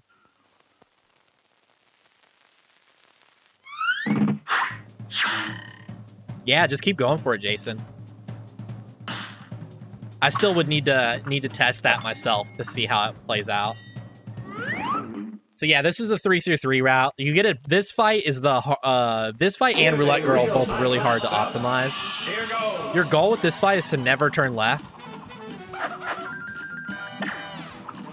So I got lucky there.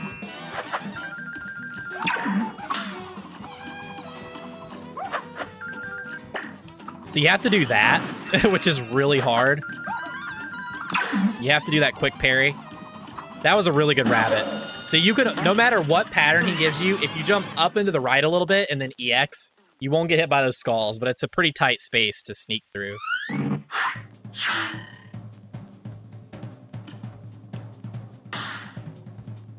All right. So now you have to do, the idea behind the all 3 route is even though you have to fight worse bosses, you have 1 less roll total to get to the end. So hopefully we get the good RNG here. Here goes. No, we didn't. But thankfully we have a ton of HP. Oh, I missed an EX.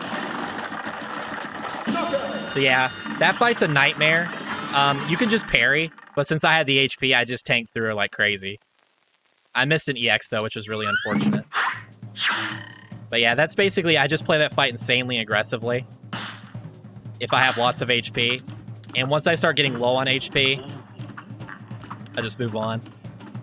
I'll explain the quick roll in the next run. It's on. The quick roll that I just did there. But anyways, just kind of Kaleva swap this guy down as quickly as you can. That'll probably be a reasonable time. My roulette girl didn't play her the best. I didn't get the good RNG. You want her to spin first, which is way better. Yeah, still a pretty good time, though, because I didn't go for any of the extra parries. Yeah, some of the hitboxes are really frustrating. I think there is a hitbox mod, but I don't have it personally. And I don't know how accurate it is. So that's the 3-3-3 route. It's really hard. So yeah. Wow, we got all hearts on this again? Man, I kind of want to go 3-3-3 route again. What the frick? How do you get 3-3-3 route 2 times in a row, dude? Here's a real high-class bout. Now, Jesus. That's so lucky. Well, I'm just going to do it again, man. Just to show it off one more time.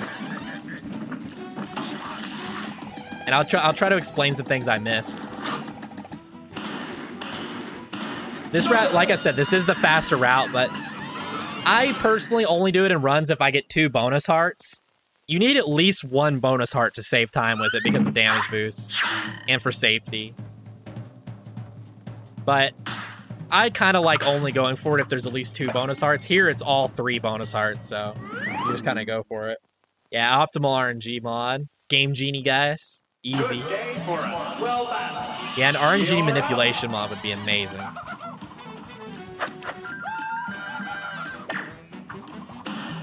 But yeah, that is pretty hard to do. Yeah, see there? Because, like, it's kind of random when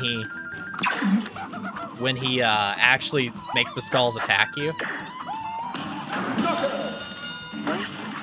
That's also why I like having the bonus HP, because it's pretty easy to screw up the rabbit. Or you might have to dodge him, and if you dodge him, you're losing time. And then it's like, you know, almost like, why are you doing the route if you're losing time? Like a more difficult route.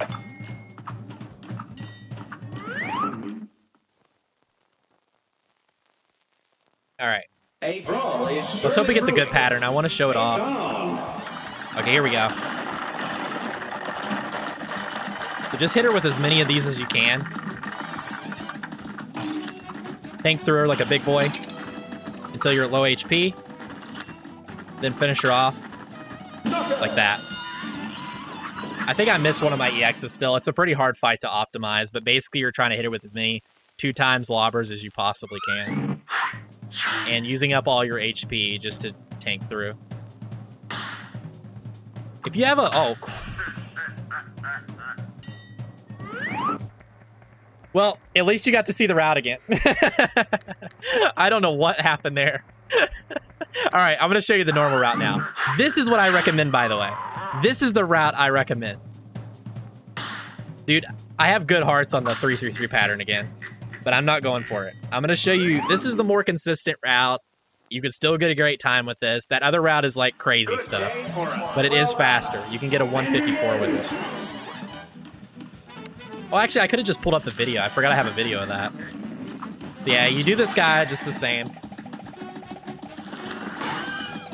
Again, this guy is really easy. If you're doing advanced speedrun tactics, you're not going to have any problem with this guy. Like, I put the quick kill on this guy in the beginner intermediate. So.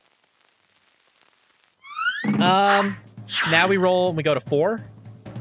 With 4, you just try to optimize it the best you can by using standstill and doing this a lot. And EXing over the spikes.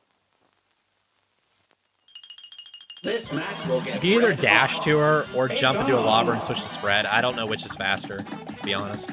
It's pretty close either way.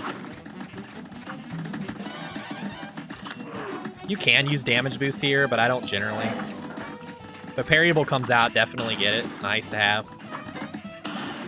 Yeah. So that's probably like a 20 or 21 second dominoes. If you want to time out your individual boss fights, you can use this mod to do that as well. Just by hitting the display more info button. Then you want to roll a 3 and then go roll a 2 to get the 8 ball.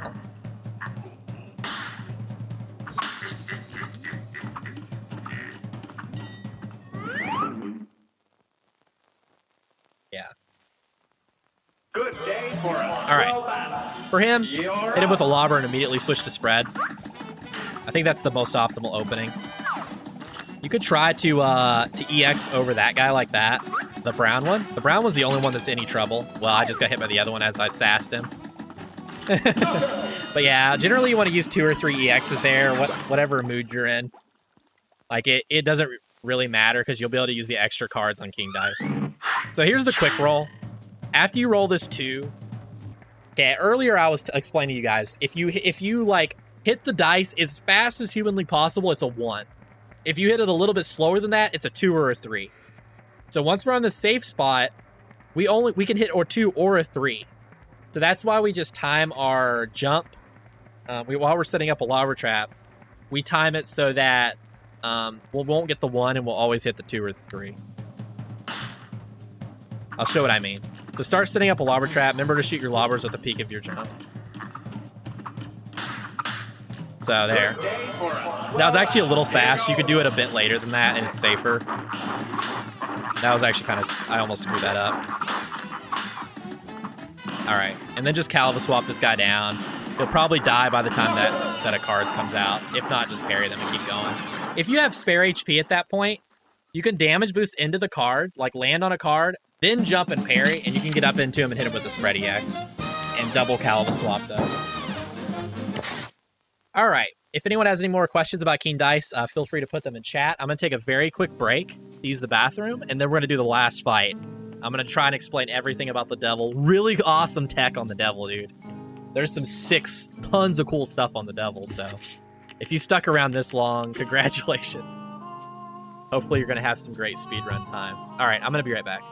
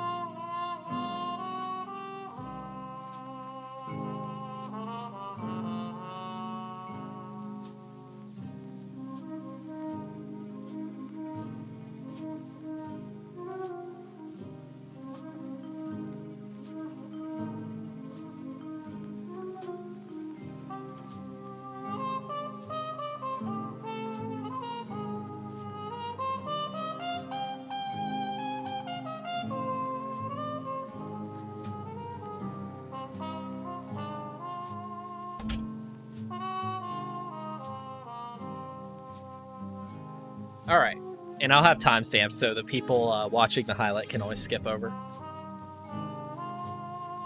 I'll also go over some potential optimizations just real fast. I'll just kind of talk about them. Of what optimizations I'm aware exist, but no one's gotten it yet.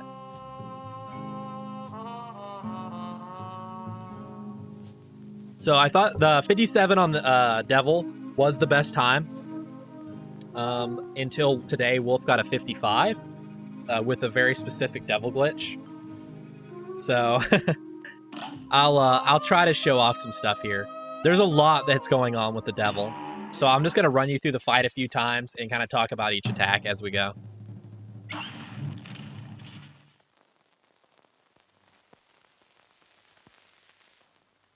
A great slam and then stop. So just jump up, hit him with a lobber, and switch to spread. Sometimes you don't have to dash there and you'll still not get hit, but you need to kind of just react. Get the parry there and hit him with the spread. Try to dodge this the best you can.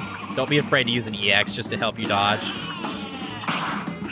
Sometimes you're just going to get hit with that circle flame pattern. It's one of the hardest. You get spiders, set up a lobber trap. Now, here's some tech that I haven't talked about. You remember our 2 times damage lobbers?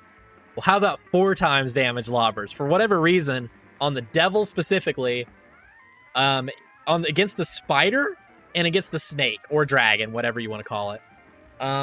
If you do the grounded lobber EXs near them, it actually does 4 times damage instead of 2 times. And if you hit the pixel perfect spot, like that normally does 3 times, it actually bumps up to 5 times damage. I don't go for any 5 times, but you could try to hit 4 times on this spider. It's actually kind of hard. Like that. And set up lobber traps for the spider. Yeah, I missed one there, but you get the idea. Basically, just try to hit lobbers near the spider as it lands. It's pretty difficult, though. Remember to do this pause check when you hear the sound effect. Use an EX and then switch to spread. Make sure you were on lobber for that EX, by the way. So make sure you're on lobber when you go underground. Here, it's really just all about falling in the pit and dying. That's actually the most optimal strat. No, I'm just kidding. Like, basically, you're just trying to optimize your DPS as possible. If you pay attention to this fight, I'm going to pause it there because I don't want to kill him. See, what time was that? That would have been a 1 minute, 8 second devil. So the thing about that phase is, like, you just need to try to track his eyeball as much as possible, jump into it, and do spread EXs in the center of it, and double Kaleva swap those. Or double if you're Jason. Here's a real high-class bout. You're up. Yeah, there's also the visual cue. I actually mentioned that in the beginner intermediate tutorial of using the stalactites. Oh wow, we're getting the hard pattern again. So yeah, you can see I'm using a spread EX with a double Kaleva swap when I go up in there. Using that to hover over his attack. Okay, here's Dragon. Now, this is really important about this. You could call it Snake or Dragon. I always call it Snake. Look at his head up here. I actually didn't know this for a while, but where it's curving is where he's going to come out at. So since it's kind of curving up this way, he's going to pop out over here. So you could preemptively start shooting, and you want to get to like this spot if he's coming from that side, like a middle right position, and you won't get hit there, and you can hit him with the 4 times damage lobbers, or right middle left if he's coming from the left side. It's a snake dragon. Oh, I missed one, but I hit one of them. Well, if I hit 2, I actually would have had a crazy optimal fight there, or pretty optimal. So yeah, you can also use the stalactites when you see those.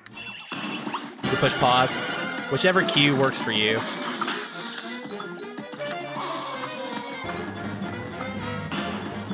So what I do is I kind of like fall in the pit.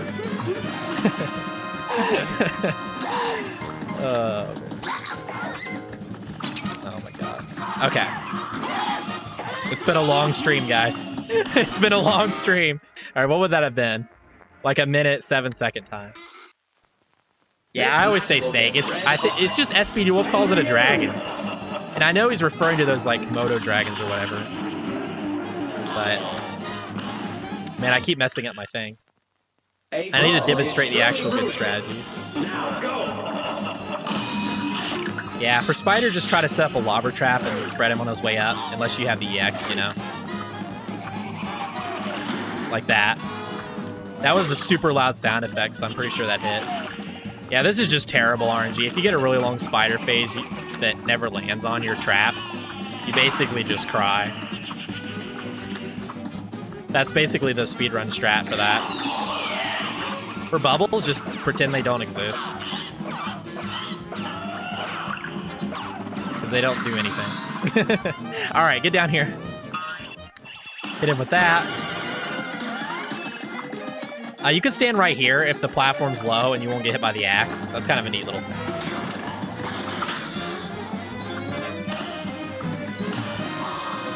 Jump up into that guy as much as you can. But yeah, you can kind of see my movement pattern here. You'll kind of have to just watch that over. People have different ways of trying to optimize this phase.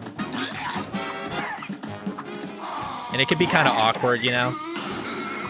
If you ever get like a parryable to jump up into his eyeballs, you could just straight up go do that. No, he hasn't got world record for the whole category, or just spread lobber individual level. He got a 55-second devil. But yeah, if you do get a parryable, you can parry up into him and do a spread if you get the opportunity. These will be just little optimizations that you'll find.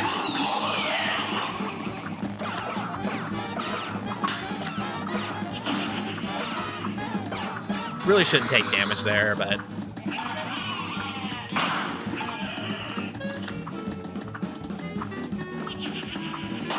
Oh, this is good RNG.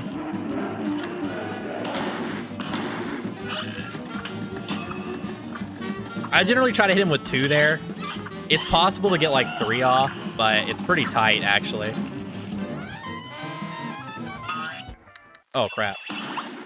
Thankfully, that doesn't affect your in-game time. But it will affect you in a run.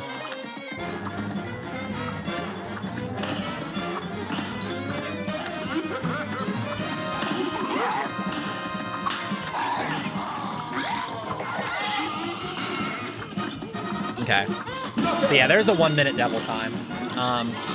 To get the 55, you have to get a specific glitch. At least that's how Wolf got his, he told me. I don't think he has it on video, though. But I'll reload into the game, and I'll show off the glitch, just so you guys are aware of it. And then we'll kind of go into Q&A real quick if anyone does have questions, and we'll close up this tutorial. Because, man, I've been at it, dude, I've been on tutorialing for 6 hours and 40 minutes straight between the beginner intermediate tutorial and the advanced tutorial, so I am winding down. Clearly he's lying, yeah. Now, Wolf is a god. What I like to do when practicing the devil is I use the damage tracker. When I see he's almost dead, I just do retry. So you don't have to keep loading into the game over and over again. And you can see your time, too. Like, the debugger mod is just so useful. Yeah, you'll just get used to, like, dodging his different attacks and stuff. Like, if you've made it this far into an advanced tutorial and you're incorporating all this, like, you won't have much trouble learning how to dodge all this stuff. I hate when that happens. Let me retry that. Oh, to get the soft lock, I'm actually going to use a damage hack on this mod. Obviously, none of this mod stuff you can use in a real speedrun, but I just want to demonstrate the glitch. So I'm going to use invulnerability and all kinds. I'm just going to, like, max cheat mode. So you can see my damage is, like, stupid high right now. Wonder how much damage this EX does. The 4 times damage lobber with 10 times damage, freaking, what happens? So yeah, those are obviously hacks. That's so funny. I just wanted to do that. All right, that's how you get the 16-second devil, guys. You just insert your game genie. Just turn your game genie on, or your game shark, and just cheat. 40 times damage lobber, yeah. All right, I'm gonna reload, but because I don't want to kill him that fast. Oh, I actually locked the game up. Oh, it's like Legacy. So if you kill him that quick, it's like Legacy. My game's actually locked. Oh, keyboard works, thank God. WFR, yeah, exactly. No, keyboards still work, thank goodness. But I'm gonna use that damage mod to show off the devil glitch real quick that SPD Wolf used to get a 55. I want to have as much optimal stuff in this video as possible. Cheat percent, yeah, it would definitely be pretty funny. All right. Okay, so we have the damage on. Oh no. Yeah, I have invincibility on too. All right, so how this glitch happens is when you've, like, almost killed the devil's second phase, almost killed it, before it's actually started happening. If you have killed his second phase, it soft locks the game. I'll show that, actually. Let me show the soft lock. This will be really rare. If you ever have this happen, you're a god at DPSing. So you can see, you can hear him, like, oh, like his voice.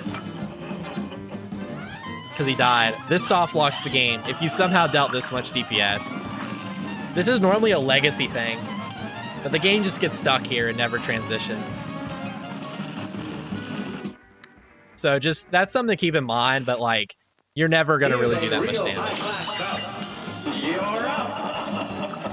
But, let me use vulnerability so I don't die to this.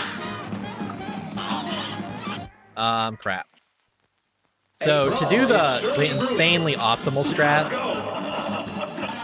it would involve you basically doing about that much DPS to him, and then him transitioning when he's almost triggered into the next phase. Oh crap, I need to turn. Okay. And then this happens. Well, I kind of messed it up.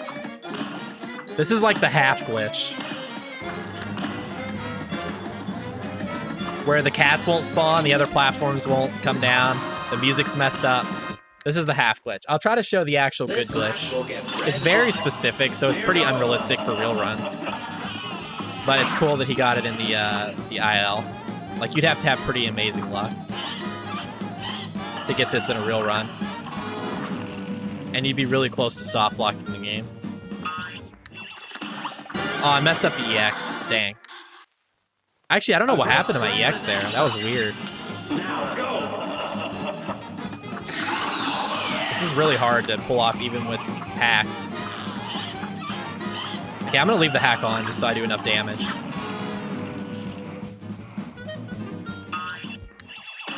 Yeah, here we go. So this is the dream. Well, I had damage hack on, so he went to the last phase super fast. But there's no music and nothing can hurt you, and all the platforms stay. So you could just sit here and focus DPS him all day and not miss a single bullet, you know? I'll do it one more time because I kind of messed it up. A great slam and then stop. Here goes. And if anyone has questions, go ahead and start getting them ready for things I might have missed on a boss or whatnot. All right, so this would probably be like the dream. Yeah, here we go. So you can see you could do this. I actually don't know what the best way to do it, and his position's actually different every time. So I don't really know how to optimize this that well. But, yeah. You can see it's obviously good because you don't have to dodge anything and whatnot. But really the only way you're ever going to have this happen is if you get the snake, like, 3rd or 4th, and then you get like a ton of 4 times damages on him. Or you get Spider 3rd or 4th. You could probably do it with Spider too.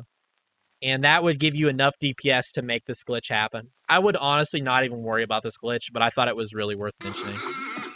Obviously, I had to just cheat to get it here, because I didn't want to spend hours trying to get the RNG. But yeah, you're not going to get a 46. 55 is the best without cheats.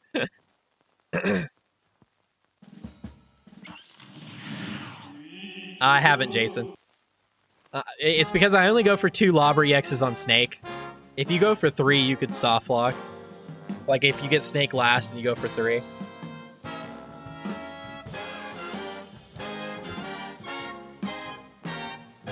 Cross with all the good questions. Yes, this is my first time playing Kappa. But yeah, that's basically it, guys. That's going to conclude the advanced tutorial. Good luck. I'm kind of like been streaming forever, so my voice is shot and I'm dying a bit. But good luck speedrunning the Cuphead, man. If any of this stuff was too hard or a specific boss is too hard, you have the option of either practicing a ton or checking out the beginner to intermediate tutorial. Here's the link to that paste bin. Has all the links you'll ever need. After this stream is done, probably tomorrow or the next couple days, I'm gonna highlight and timestamp all of this stuff so you guys can skip around and do all that. But yeah, I do hope that helps some of you all out. I know I couldn't explain every detail, but we'd be here for a week to try to go over everything. So hopefully that gets the gist of it, and you guys can start beating bosses really fast or die trying. So yeah, that'll be it. Definitely check out the links. Like the Cuphead Discord is in that paste bin link. The splits are in that link. Jason's 32 Force Follies is in that link, which is amazing. I'm gonna have like a playlist of all my best times that I've gotten on fights in that link. Oh, Jason, during the tutorial I got a 56 Cala Maria, so we can update that time. But yeah, what did you guys think? That's gonna be it. I'm gonna cut the highlight off there so I can relax.